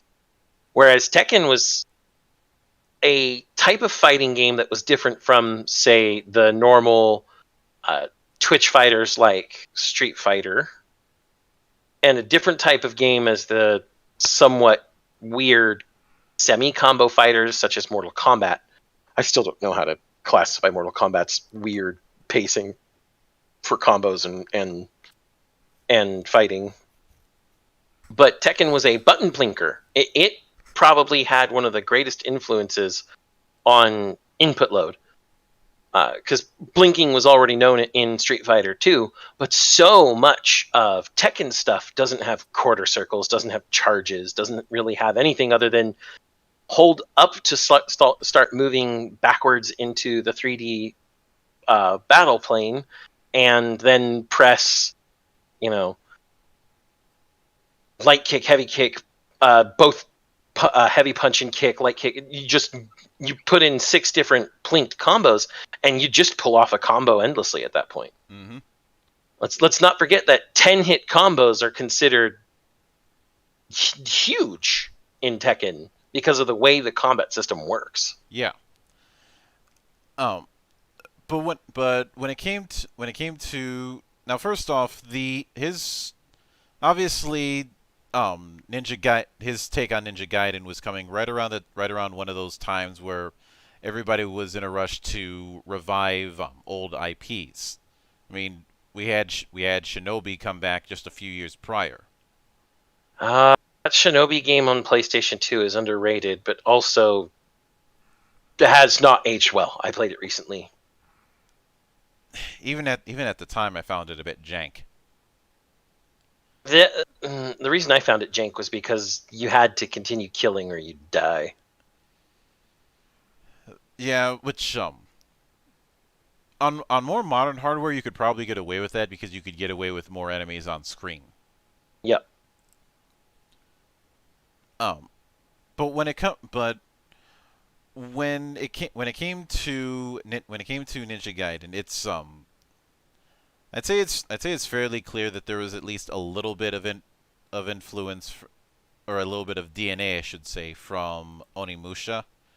Given the way equipment and the way some of the interfaces are set up, of course it was doing a very fast combo setup that is almost Tekken-like. And there's the fact that, as a lot of people knew, it was fucking hard. People often compared it to actually being as hard as the original 1980s Ninja Gaiden series stating, "Is this the return of Nintendo Hard on the Xbox?" I would say I would if you had to pin me down on the matter, I would say that I would take the Xbox Ninja Gaiden's level of hard over the NES versions. Even though that's not a fair comparison because one's a platformer and the other's a character action game. Yeah. But there's also the fact that I still have a chapter in the Book of Grudges specifically for those fucking birds. I think everyone has a chapter in their books for the birds. We don't talk about the Ninja Gaiden birds. Yeah.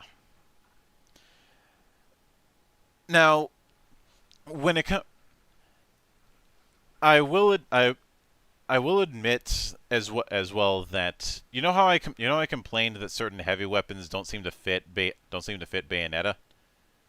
It's yeah. For whatever reason, I didn't mind I didn't mind the heavy weapons as I didn't have that problem as much with the heavy weapons in Ninja Gaiden, especially the Dabilaro.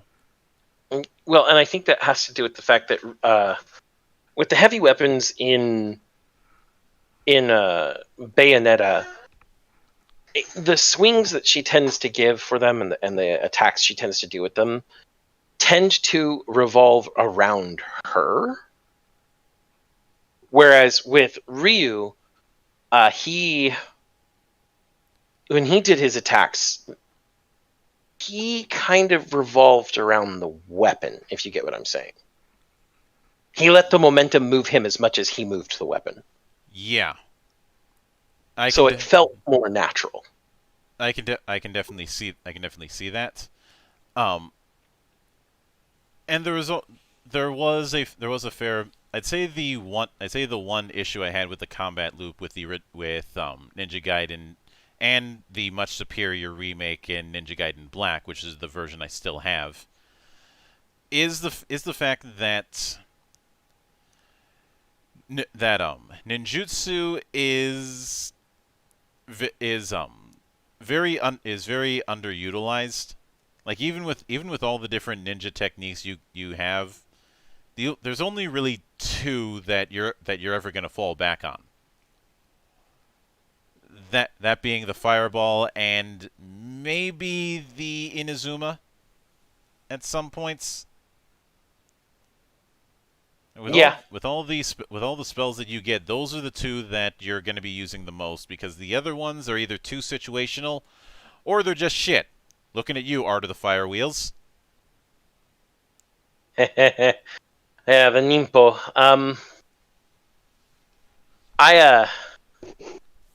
I almost never used Nimpo as well.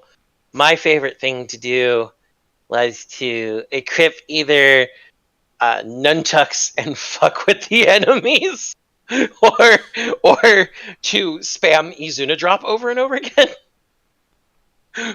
When you could get into the flow of things, you could really just start going in and Izuna dropping from enemy to enemy to enemy. It was the fucking stupidest shit. I know some people give it shit, but I did enjoy the PS3 port with Sigma. And it ended up being the catalyst for a bit of a under the bus story. Because Ninja Gaiden Sigma was not directed by Itagaki. It was directed by his at the time protege Yosuke Hayashi, who's still the head of Team Ninja to this day. Some would say to the betterment of the team. I would sure as hell say that. I was trying to be diplomatic. Thank you, Monk. Intimidation is better than diplomacy. But when you are as strong as we are, we can afford to show a little bit of graciousness to the small people. Fair point. But the reason this was the thing. This particular incident is what really soured me on Itagaki and what got him in the book. there was a making of mini doc that I distinctly remember seeing where Itagaki talked up about how he had handpicked this guy in his very Itagaki way because, well, I feel sorry for anybody who worked for any sort of game publication that had to interview Itagaki because you're not the answers that you're gonna get from him are a case of what the fuck does that have to do with anything? Um, and Hayashi was humble about the matter, and then a few years later, when Itagaki is trying to drum up hype for Ninja Gaiden 2 on the 360, he throws Hayashi under the fucking bus. And specifically throws Sigma under the bus and tries to publicly distance himself from it. And I thought that was a dick move. And of course, then I also found out that Hayashi was responsible for the Ninja Gaiden game of the DS, Dragon Sword, which was a lot better than I thought it was going to be. And It was pretty good. he tried to take the bulk of the credit for it.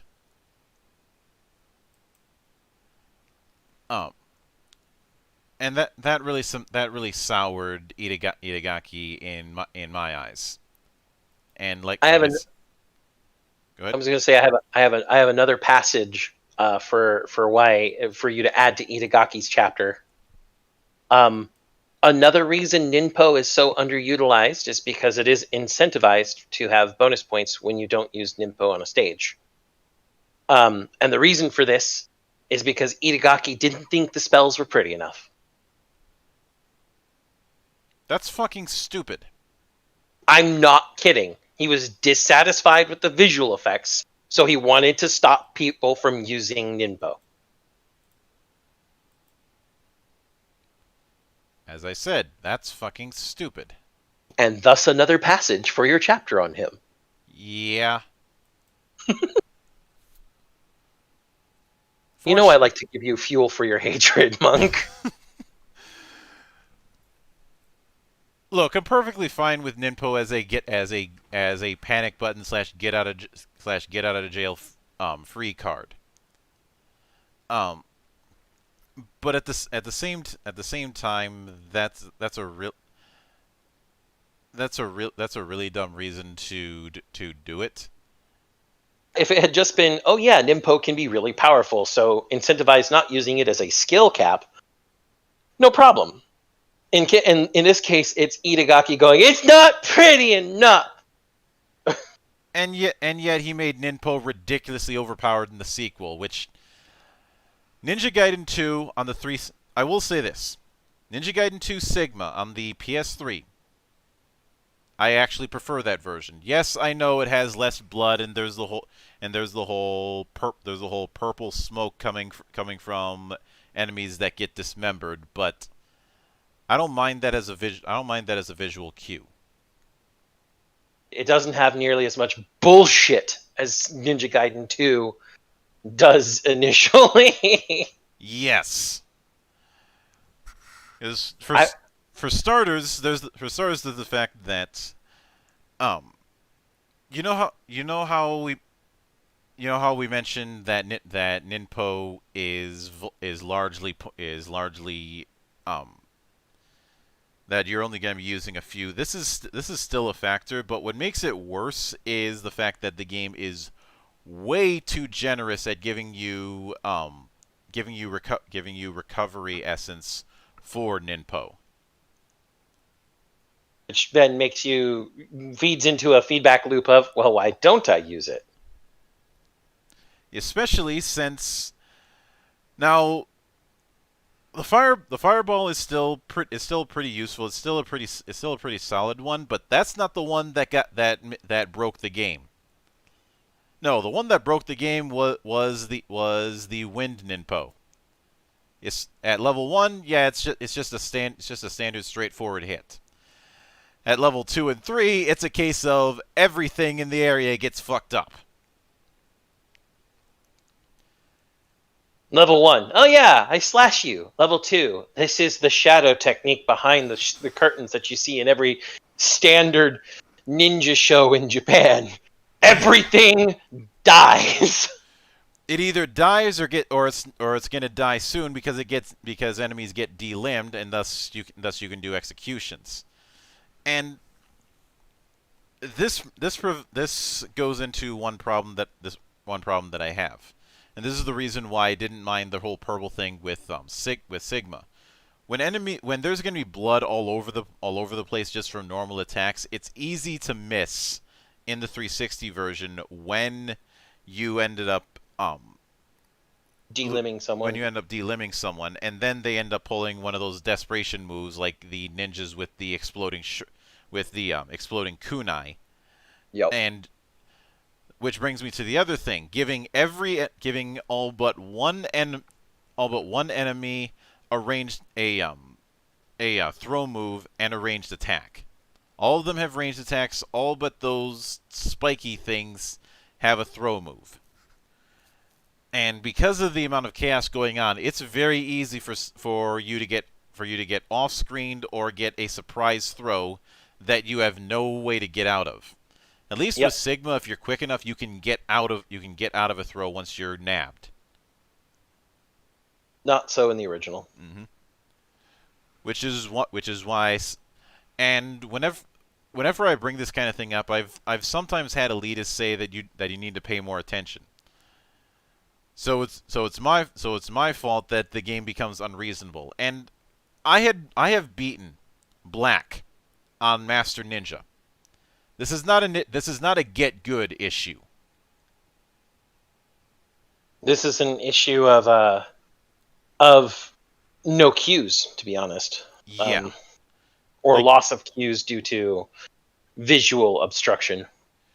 You look at a lot of games that do have enemies that will use some sort of grapple, and typically there will be a very obvious tell. Flashes, wind-ups, audio cues, anything of that nature, just to give you that split-second understanding of, oh, crap. Yeah. But some of the enemies were certainly cheaper than others. Ninja dogs were certainly annoying because of how fast they were and how they would abuse their particular grabs. In several cases, I ended up getting stun locked to death. But the one enemy in the 360 version that made my blood boil was the rapid fire rocket ninjas. I realize how ridiculous that sounds, but that was their thing. Because they would throw rockets around like they were throwing kunai. Guys, I hated those guys.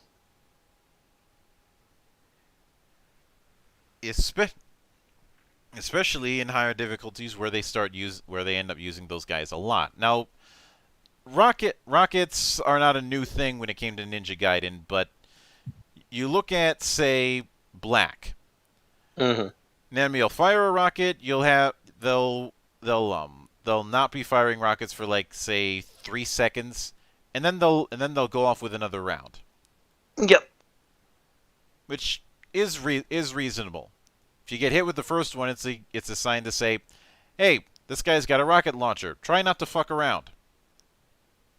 Or geek him first, because explosions are unblockable. But no. Although, if you were good enough, you could use reverse wind to negate damage from rockets.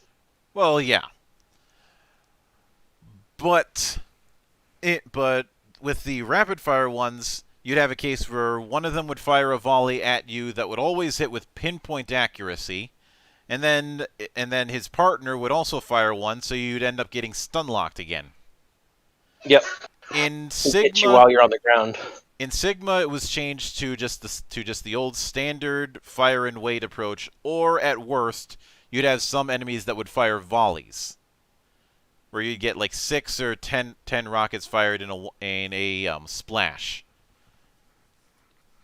Mm-hmm. but it wouldn't be spammed. And those are it's what going through Ninja Gaiden 2 on the 360 is a masterclass in the difference between a difficult game and a bullshit game.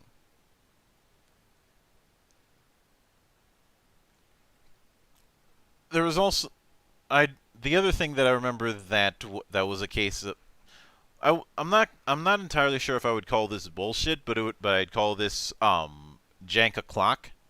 Is the first time you fight the fire armadillo. Now, the fight itself is is standard fare, I'd say. It's about what you'd expect. But it's what happens after the fight that's where the bullshit happens. Because it decides to kamikaze itself. And the first time it happened, I figured, okay, this is going to take a set amount of health, so I have to keep my health as high up as possible for this one thing because you can't you can't dodge this explosion.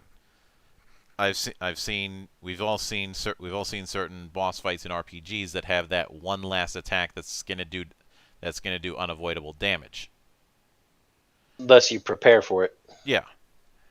But that's not how you're actually supposed to prepare for it, and this is a classic case of handbraking. What you're supposed to do is stand in front of the thing, hold block to trigger a cutscene. And the only way I found out about it was by looking at a guide. If I haven't made it clear, I fucking hate that kind of thing. Yeah, god damn it moments are never a good idea in character action games. Or in games period. It's the reason why King's Quest is still my whipping boy. So, let me be clear about that. There are certain games, due to their age and the era they were in, where god damn it was unavoidable. I'm not talking puzzle games like King's Quest, but that is we won't get into why Sierra made King's Quest to be the most trolly puzzle game series ever. That's just a thing. But there are games, older games, where god damn it happened because it was a new. It was a new entertainment media. Not everything had been explored or practiced yet. Yeah, I'm not gonna give the original Wizardry shit for being a bit of a guide, damn it. There was a lot of god damn it stuff in the early days of gaming, especially with RPGs. Mm-hmm. But maybe it's just me, but. Now I will say when it comes to the weapons with Ninja Gaiden 2, there are some I like, some I don't like, and some I think are ridiculously overpowered. I do think that heavy attacks are a little bit too fast in Ninja Gaiden 2, and given the fact that you need to do heavy attacks to do executions, it almost makes light attacks pointless. Yeah. That being said, a notable exception to that kind of rule is the Kusarigama. Yes. Chained sickles. Largely because of the fact that there's a microsecond delay with your heavy attacks with that weapon. Even if it's just a delay because you're setting up the whole chain part of it and using the sickle for light attacks, which I don't mind that approach. Mm-hmm. I'd say one of the underrated weapons in Ninja Gaiden 2, even in the much better Sigma, is the Tonfa. Tonfa were, what's the word? Just sheer fun. I can't think of any other word for how the Tonfa works. Well, the reason if you look at the Tonfas straightforwardly, it seems like a really average kind of weapon. Mm-hmm. But the thing that makes them interesting is one of its moves, Heavenly Justice, which involves using X in the combos to kind of have a bit of a half dodge that has its own set of follow-ups.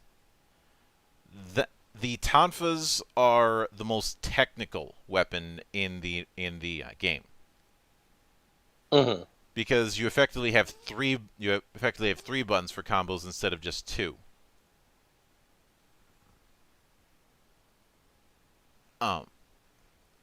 And I know that Yahtzee had said that the only weapon that you really need is the talons. I don't necessarily agree with that, since as cool as the Falcon talons are, they don't have a whole lot of range.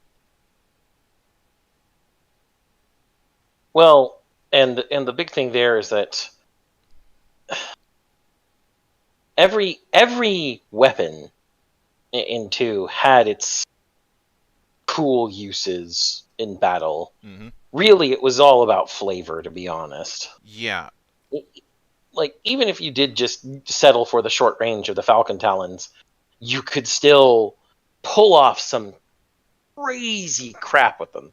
Yes.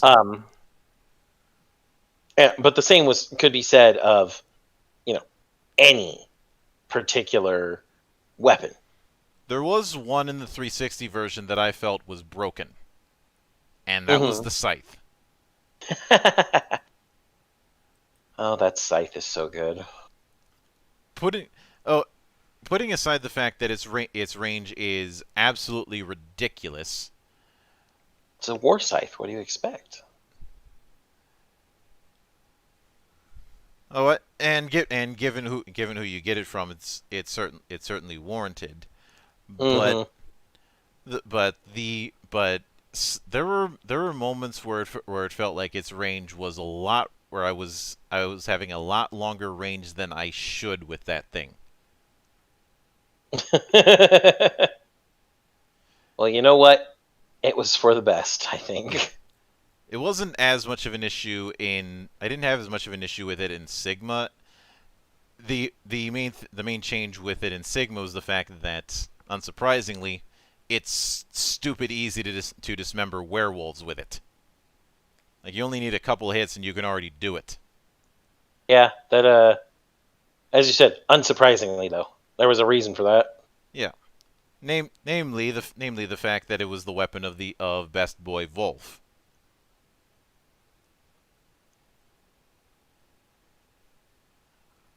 But you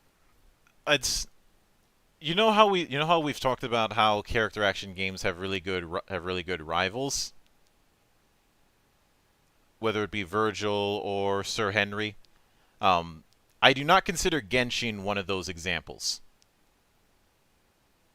For every rule, there is an exception that proves it. Yes. Largely because of the fact that with Genshin, I was using the exact same tactics the last time I fought him as the first time. Nothing changed. Yeah. Whereas you look at a lot of the other recurring rival battles in character action games, and each repeat time you fight them, they have some new tactics. Something has changed. Yeah. Genshin, I think you fight him like 4 times. He only really changes his tactics slightly when he becomes a fiend. And even then, that change is just getting underworld drop and not much else. So because of that, I could use the same tactics that I had been using, and abuse some of the cheapness with the Lunar, which has always been one of my favorite weapons. Yep. Especially since this time around that we have hidden chains once you level the thing up. But like I said, I know some people don't like Sigma. Although I'd say some of that has to do with the hero worship that people had for Itagaki. And the fact that people still had the taste in their mouth of Hitagaki's firing or quitting, depending on who you ask. Depending on who you ask, yeah. Because it's not like we can actually get the employee records for that. Not us. Yeah. I get the feeling it was one of those If you allowed don't to quit, we'll fire you. allowed to resign kind of thing because of the harassment allegations. Hmm. Which was that legit or a case of Me Too? Um, I have no fucking idea.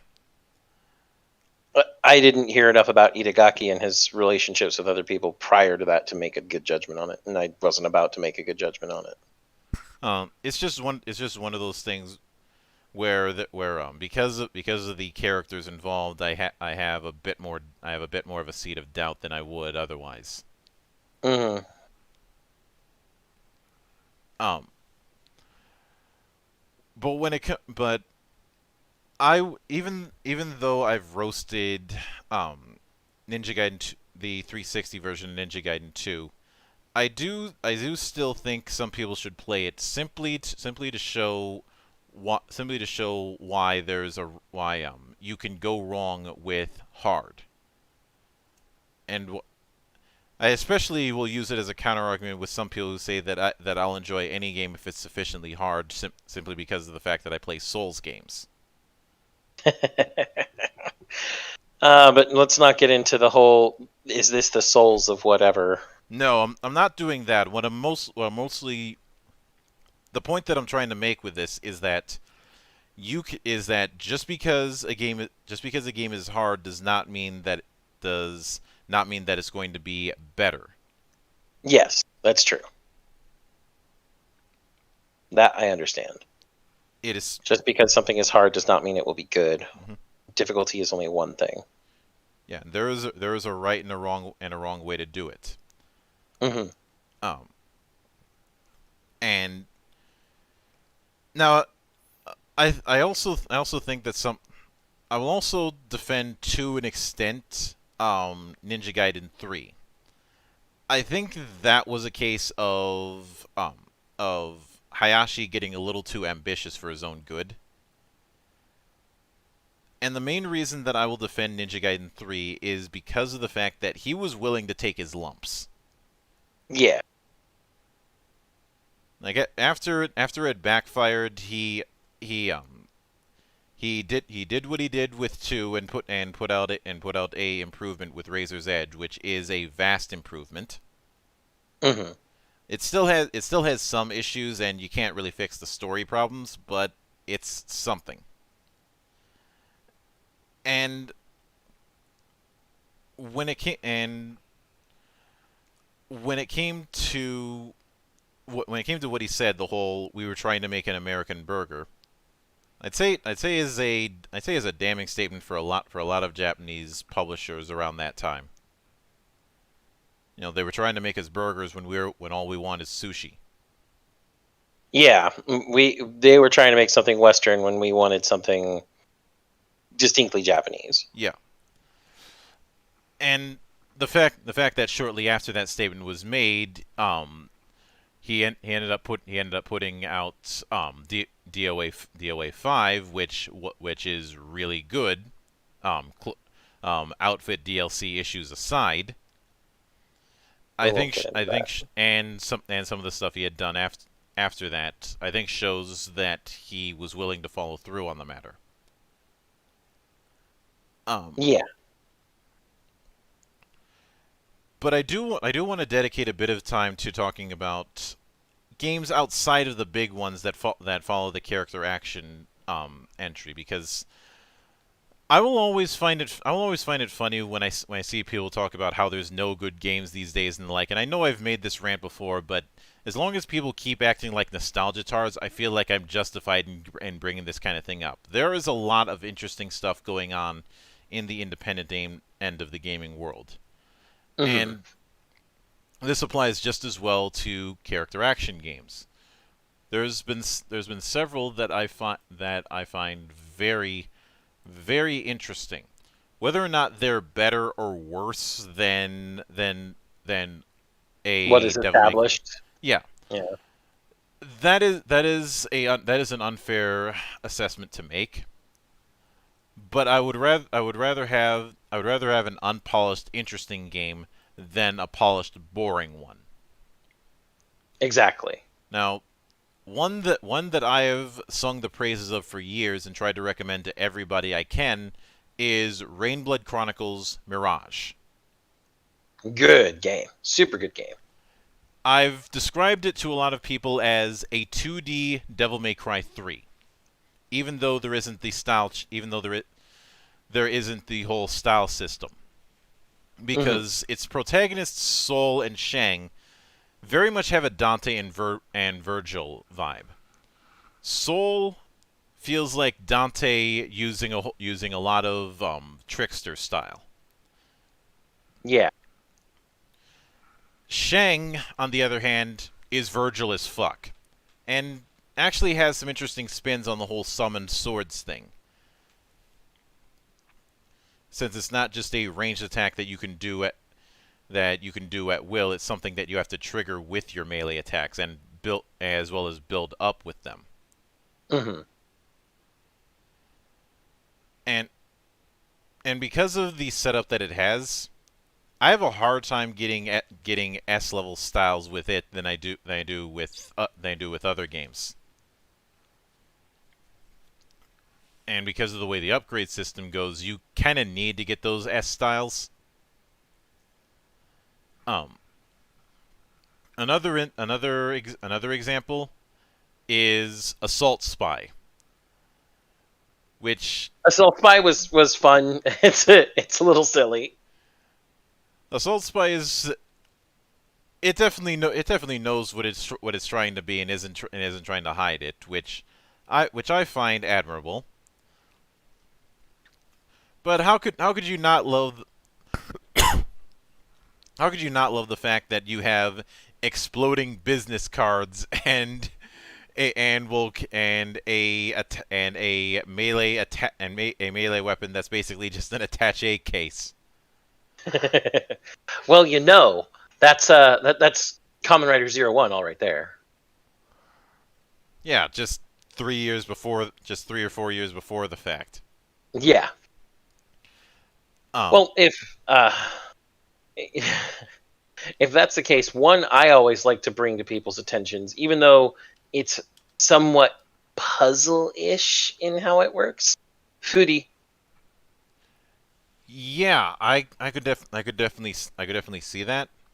I'd say Fury might be it's far better to recommend to people who like to go through more boss rushy styles, like say No More Heroes. hmm And I will admit that I am looking forward to the opportunity to try out that particular studio's next project, Haven. Yes, Haven looks so good. And it's funny you mentioned Fury because the character designer for that game was Okazaki. Yep. And then I think the best thing I like about Foodie is that I'm pretty sure if I remember the voice cast well enough. Mm-hmm.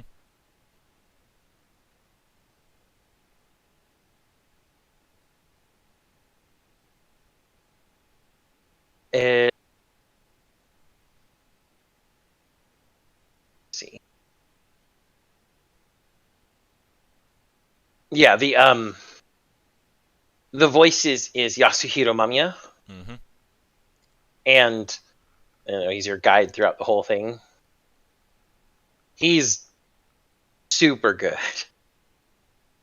I love him so much, and his lackadaisical way of talking about things in the game was probably, I think, the best part about me playing through it a second time with the Japanese cast on. Mm-hmm.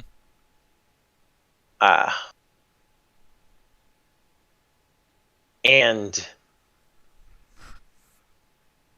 I just loved listening to how different he was comparatively to the English voice actor.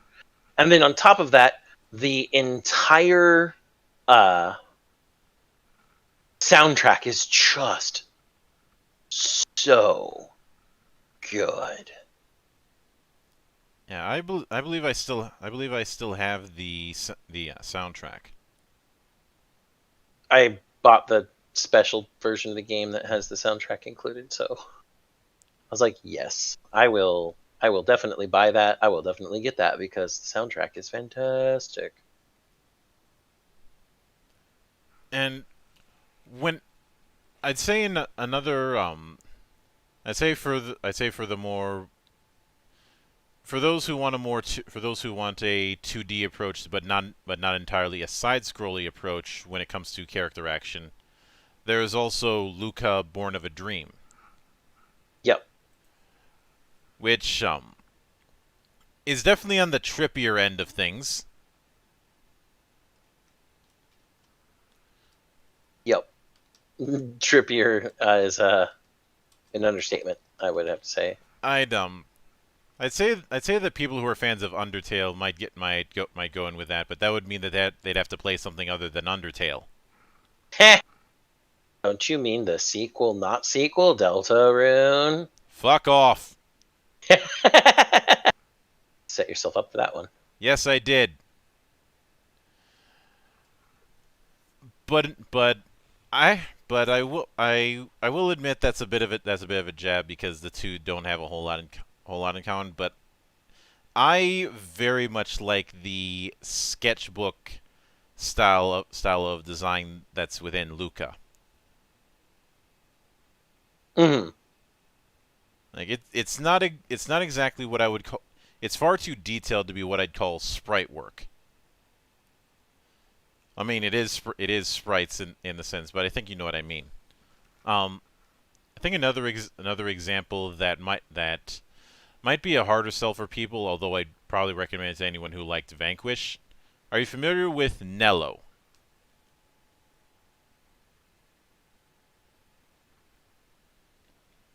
I think I've heard of that, yeah. Sounds familiar. Nello is a character action game that leans more in the shooty end of things. Oh yeah, this game. Okay, yeah, I know what you're talking about. Mm-hmm. It's a super good game. Especially the whole, I can make guns float around me. So many guns! And given how I mentioned that I love some shooters with mobility, of course this was high on my list with the fact that you have the fact that you're going to be holding 4 guns at once. It's just that instead of trying to be like a cover-based shooter, they decided to mix their approach with a bit of bullet hell. I love one of the reviews on Steam actually. This game was tailored for people that 1, do not have epilepsy, and 2, can handle sensory overload. The bullet hell junkies, the DMC and Nier Automata fans, the Toho addicts. Mm-hmm. Well, that sounds like it's right up my alley. Yeah. And since you mentioned Nier Automata, I will admit I do very much love Nier Automata, and I've loved the Nier series and the Dragon Dragoon series as a whole. But I will admit, Nier Automata is just a little bit too easy to cheese. Yeah. Well, and Nier Automata, let's be frank here. Even though Platinum helped create it, its intention was not as an action game first. Just that, and let's be honest, it's not even just an action game. Mm-hmm. Its intention was the same thing Yoko Taro intends with every one of his games, which is to say, he works backwards. If anybody's seen Yoko Taro's presentation on how he makes video games, it's because he he builds video games almost backwards. He decides he wants to make someone feel something, make the player feel something, and then works from there. Tries to make them work from there. Mm-hmm. So in the end, with Nier Automata, while it does have action game elements and RPG elements and bullet hell elements, and we'll go on and on and on, it is first and foremost a Yoko Taro game, which I think is kind of a genre of its own. Yeah. I'm not entirely sure if I'm going to do an episode of GeekWatch dedicated solely to Yoko Taro. I'm not sure it's warranted. The type of things we could cover with it have probably been covered to death by the philosophy channels out there. I am not a philosophy channel. Yes. Thank God. Talking about your Michael Sabas and a bunch of others out there. Mm-hmm. I'm pretty sure some people might cry foul about this, but the Samurai Jack game that came out back in August, I did classify that as a character action game. I can see that.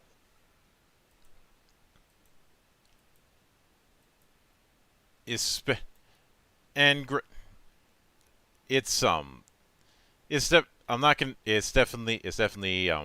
definitely rough around the edges in places, but it does have that feel.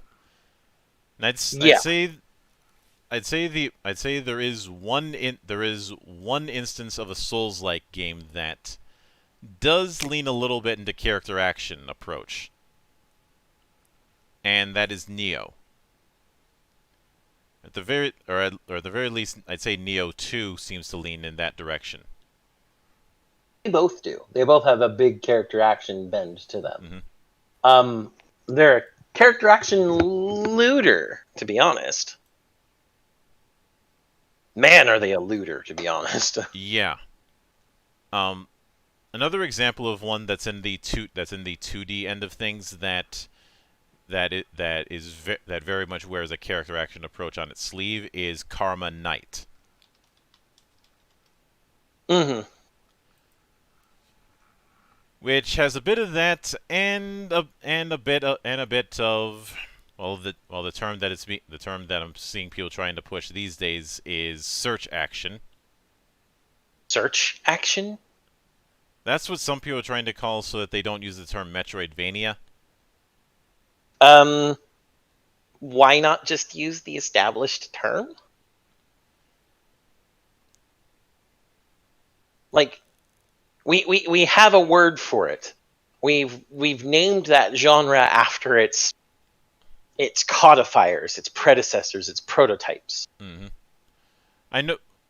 To be honest, the term search action, I only started hearing about it when people were doing deep dives into the development of Symphony of the Night, and that was the term that was used to effectively sell the game. It was a search action game. Well, that was because up until that point, it had really only been Metroid doing it, and Symphony of the Night was the one that broke what was established with the normal action platformer of that. Yeah. So, okay, I still think Metroidvania just fits better as it's already entered our cultural lexicon. That's what I'm going to use because search action leaves a bad taste in my mouth, anyways. If nothing else, just call it an exploration game. Mm-hmm. Exploration action game. Search just makes it sound dumb. Yeah. Another recent one, and I think we've covered it a couple times on the Monastery, was Maho Arms. The game that had to get briefly taken off for stupid reasons before it was put on a day later. Yeah.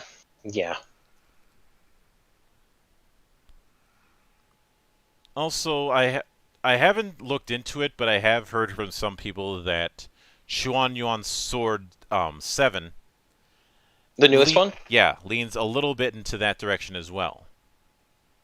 Okay, so I'm sure you and I both watch well, I don't know actually if you would watch a YouTuber named Mizuki or Yes, yeah. yes, I watch with both awe and envy for the fact that I'm never going to be that good. I was that good on Neo 1 at one point. Not anymore. I haven't played Neo 1 in ages. Which honestly amazes even me because I was never that good even on like Devil May Cry. I never reached true styler levels on Devil May Cry, but I did on the first Neo. Mm-hmm. But I watched their Xuanwan Sword videos that they were doing of like I guess it was when it had just launched or something. The game definitely has some character action to it, but a lot of it seems more like ability, like instantaneous ability things that you use, more like an action RPG than it would be a character action. Almost like an MMO, except without the multiplayer part. No loss for me. I seem to always be playing MMOs solo. If people would just tell me what MMOs they're playing and we could align things, find out which MMOs we both have in common and play them. Yeah, but the point is that with all this is that even after the emphasis on the current big three in the genre, there's plenty of material for for the character action thing to be explored. And the main reason that I'd go with these sort of games that some people might call DMC or Bayonetta knockoffs, quote unquote, is because they're able to do things that the more established names can't. Because the established names now have a specific set of expectations set with them. Mm-hmm. Especially if we look at the marvelous failure that was Ninja Theory's DMC Devil May Cry. There were a few interesting ideas that DMC had, and the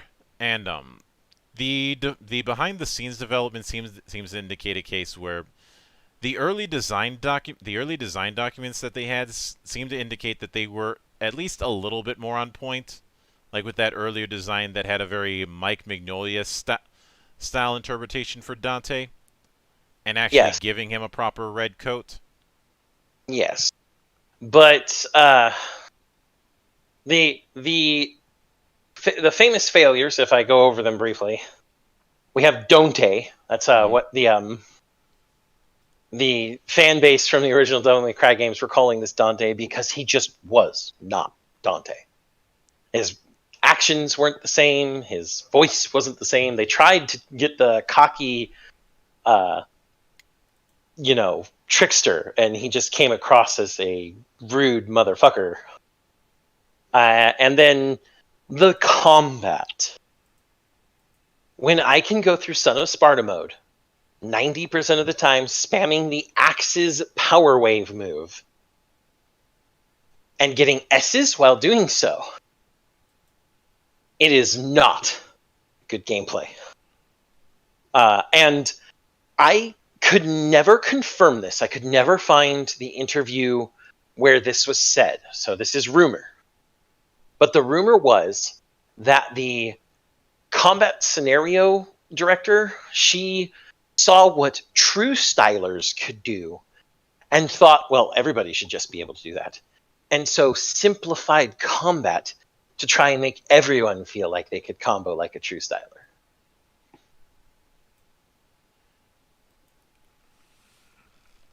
Given the fact that Capcom had to bring in some of their own design team to bail them out,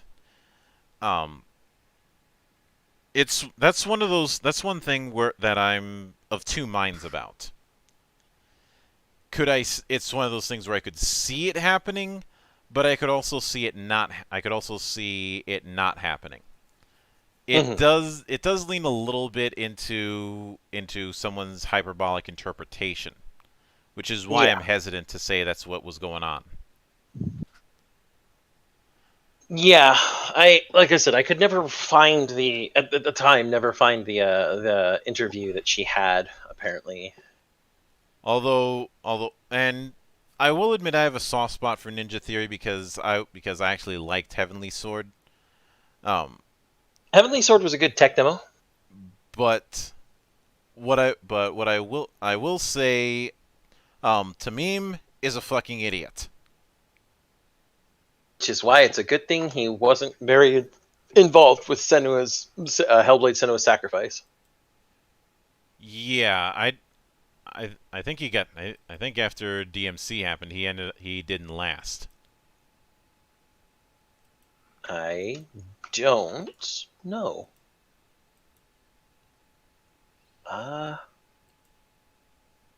don't know if he would have been kicked out since he's the founder of Ninja Theory.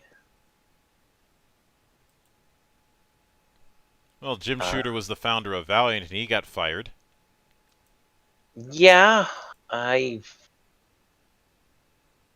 think he's still around. Yeah, he's still around as their chief design director. God, they've been around 20 years. Holy crap.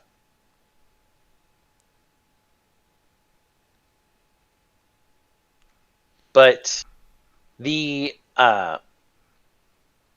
reason that DMC Devil May Cry was bad was not just because the gameplay was not really that good and because the character was not Dante. It was because the name was tied to it. If the game had not been a Devil May Cry game, if it had been given a different name entirely, just maybe, I don't know. You'd have to change obviously the two characters representing Dante and Virgil as well. But beyond that, change everything to all of the to something unique. Mm-hmm. You'd have a mediocre, middling character action game rather than a failure because of the name it was tied to, and that was because of the expectations, as I stated.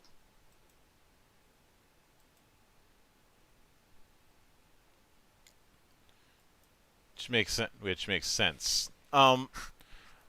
When I do remember that at one point a Heavenly Sword 2 was in development that would have focused on an older version of Kai. Do you suppose they ended up rejiggering parts of that to make the foundation for DMC?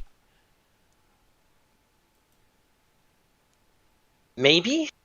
That's hard to really measure. It's a I have a suspicion that something like it did happen because of the way the Devil and Angel weapons work, mm-hmm. which was very similar to the style trinity that happened in Heavenly Sword. Yeah.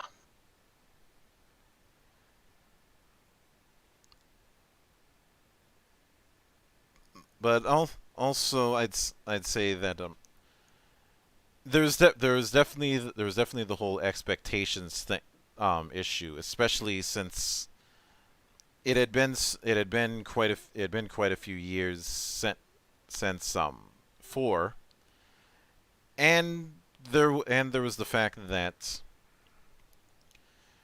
that the I the Capcom, as Derek Alexander has put out, is very, very good at starting franchises. and starting franchises that are going to have lasting identities. And Dante, as a character, is no exception. Mm-hmm. I think one of the things that I think you skipped over in terms of what damned it was the fact that they couldn't decide if they were doing their their own new kind of origin story, or if they were trying to do their own version of Devil May Cry 3. Yeah.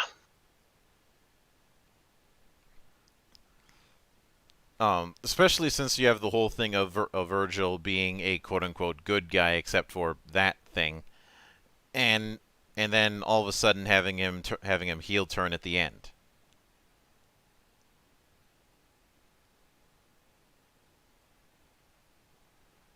That's the reason why I say that kind of thing. It's like they had the mind. It's like somebody had the mindset of, hey, everybody really likes Devil May Cry 3, so let's try and let's try and integrate some of that into our story. Or the fact that, hey, Virgil and Dante are supposed to be at odds. You can't have them be buddies. Which I think the reason why that kind of thing sticks in my craw is for the same reason I don't like the term soft reboot. I believe that if you're trying to do any sort of franchise reboot or IP reboot or whatever, you cannot half-ass it. Yeah. When you're doing a reboot, you're effectively saying we are wiping the slate clean and we're starting fresh. A soft reboot fails in this because it does this half in, half out, picking and choosing what parts they want to start fresh from and what parts they want to try and keep. And I understand why soft reboots are a thing, brand recognition and all that. But that's also why they're never going to be remembered as time goes on. Yeah. It's also why every reboot attempt that comic books is ever going to do is doomed to fail.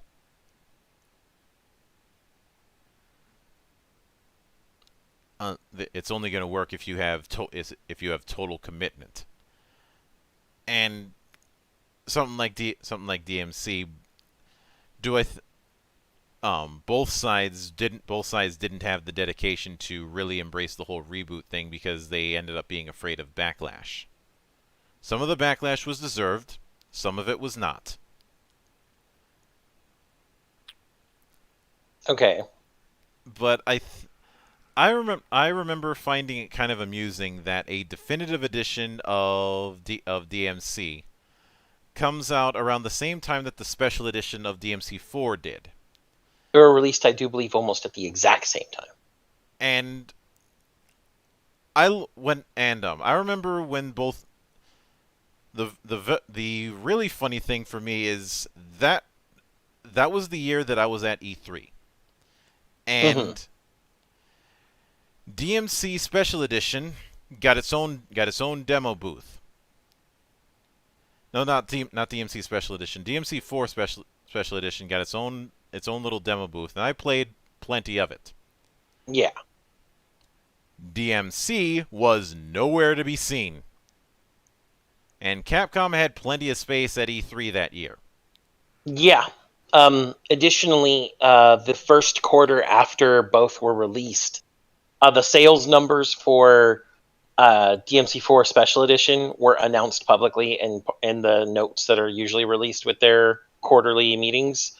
The sales numbers for DMC Definitive Edition were not. Which is the most damning statement that you can make. Yes. I remember thinking, wow, how badly did it have to do compared to a much older game to actually not even be worth mentioning in in the sales numbers from a quarterly report.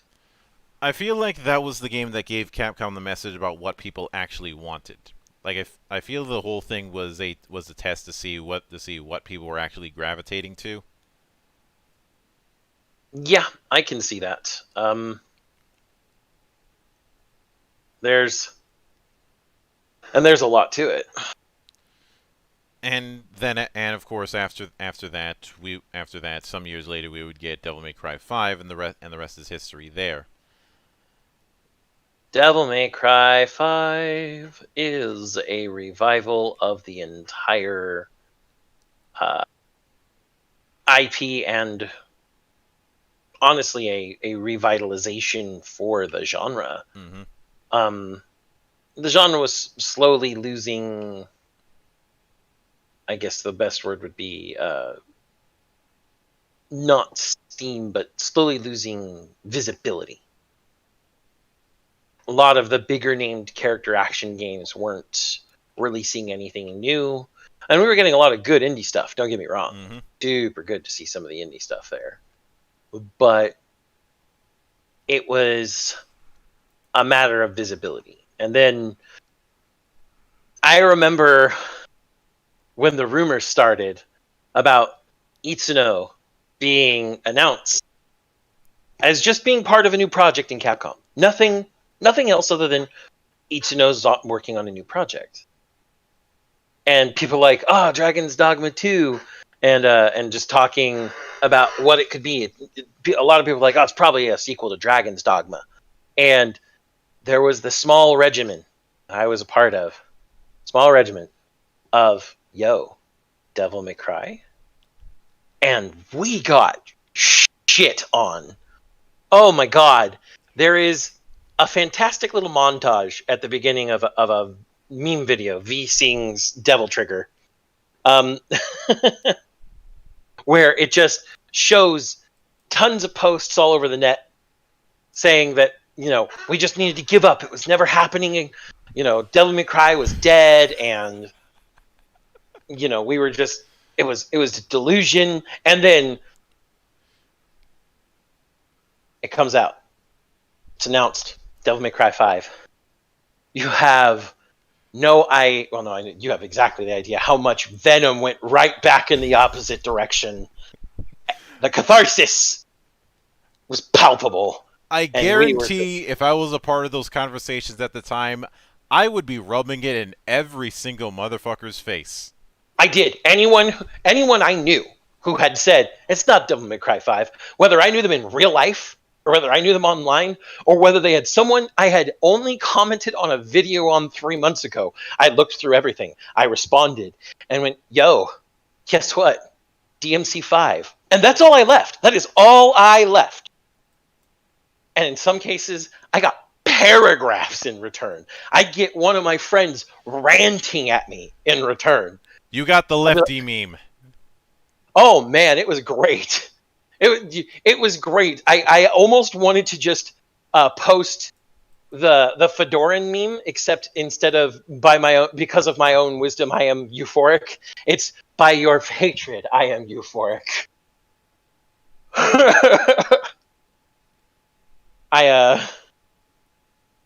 And it's really with Devil May Cry 5 that I'm seeing that Capcom still doesn't quite know everything about what people want with Devil May Cry 5 and Devil May Cry in general, because they're not giving the PC version special edition, just Virgil.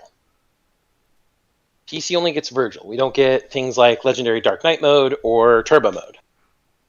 And that's, frankly, bullshit. They have a huge market on the PC, as evidenced by the PC sales numbers. It's bullshit, but I can see the bad logic at play.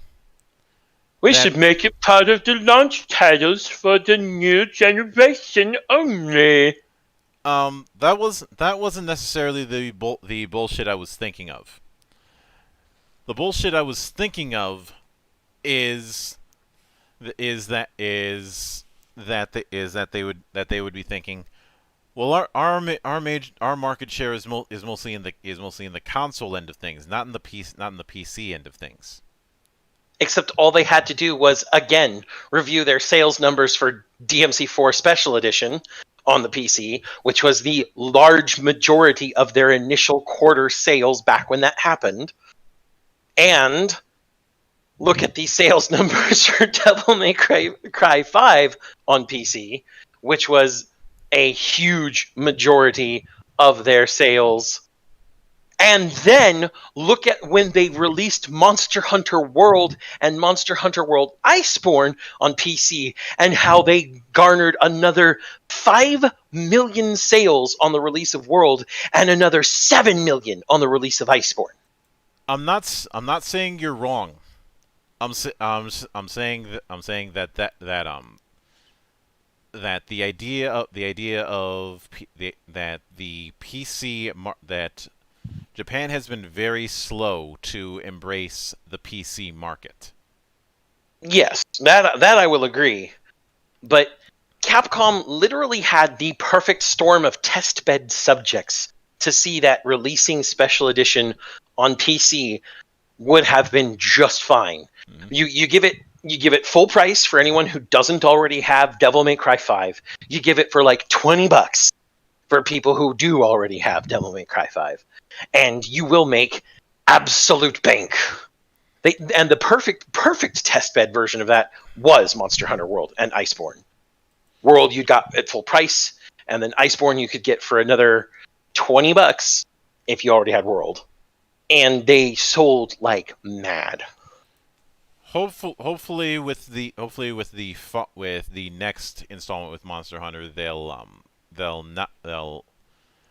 learn from this, but Capcom doesn't have the highest track record of learning from things, and in a weird way, the Japanese company that's embraced the PC market the most has been Sega. Well, that's because Sega doesn't make consoles anymore and is kind of their own entity, rather than relying too much on being a third-party developer that has to be with consoles. Now, granted, they ended up embracing the PC market by simply throwing money at Creative Assembly and Amplitude, but that's true. But it's something. And honestly, I don't believe Capcom will learn from the next installment of Monster Hunter, simply because that one's on the Nintendo Switch. Yeah. But with that said, I think that's a good capstone when it comes to this edition of GeekWatch. We will be back here. We'll be back here next week with happier times within the insanity that was the current year and will soon to be the current year. So and of course I do have. But before the year is out, I do have a few interviews lined up. One of which will be with a video game developer, because so tomorrow I'm gonna have Jarrett Purdue to talk about old school wizardry. Tuesday I'll have Cathawk Studios on to talk about Alliance of the Sacred Sons. And Wednesday I'm bringing in some of the people behind Battlelords of the 23rd Century back. Sounds like a good lineup. Mm-hmm. And of course, the 31st and the 1st, I'm not gonna be doing a whole lot. And Can we raising the drinking horn too much for that? Yeah. Exactly. Saturday will be the return of the Gazette. After I didn't do it last week because I didn't do it on the 26th because I didn't see enough of a reason to do it, and there just wasn't enough to go on. But that is not going to be the case on the 2nd. Mm-hmm. And of course, as always, a sincere thanks to everyone for taking the time out of their schedule to enjoy the insanity. There will definitely be more where that came from. Thank you all for a interesting time in the temple in this year of our Lord Cyberpunk 2020. Just remember, we got 3 years until Johnny bombs Arasaka Tower. And we will see you next year. So until then, keep staying away from the eggnog. Don't drink anything I wouldn't drink. And as always, my name is Mildra. I am your gaming monk, and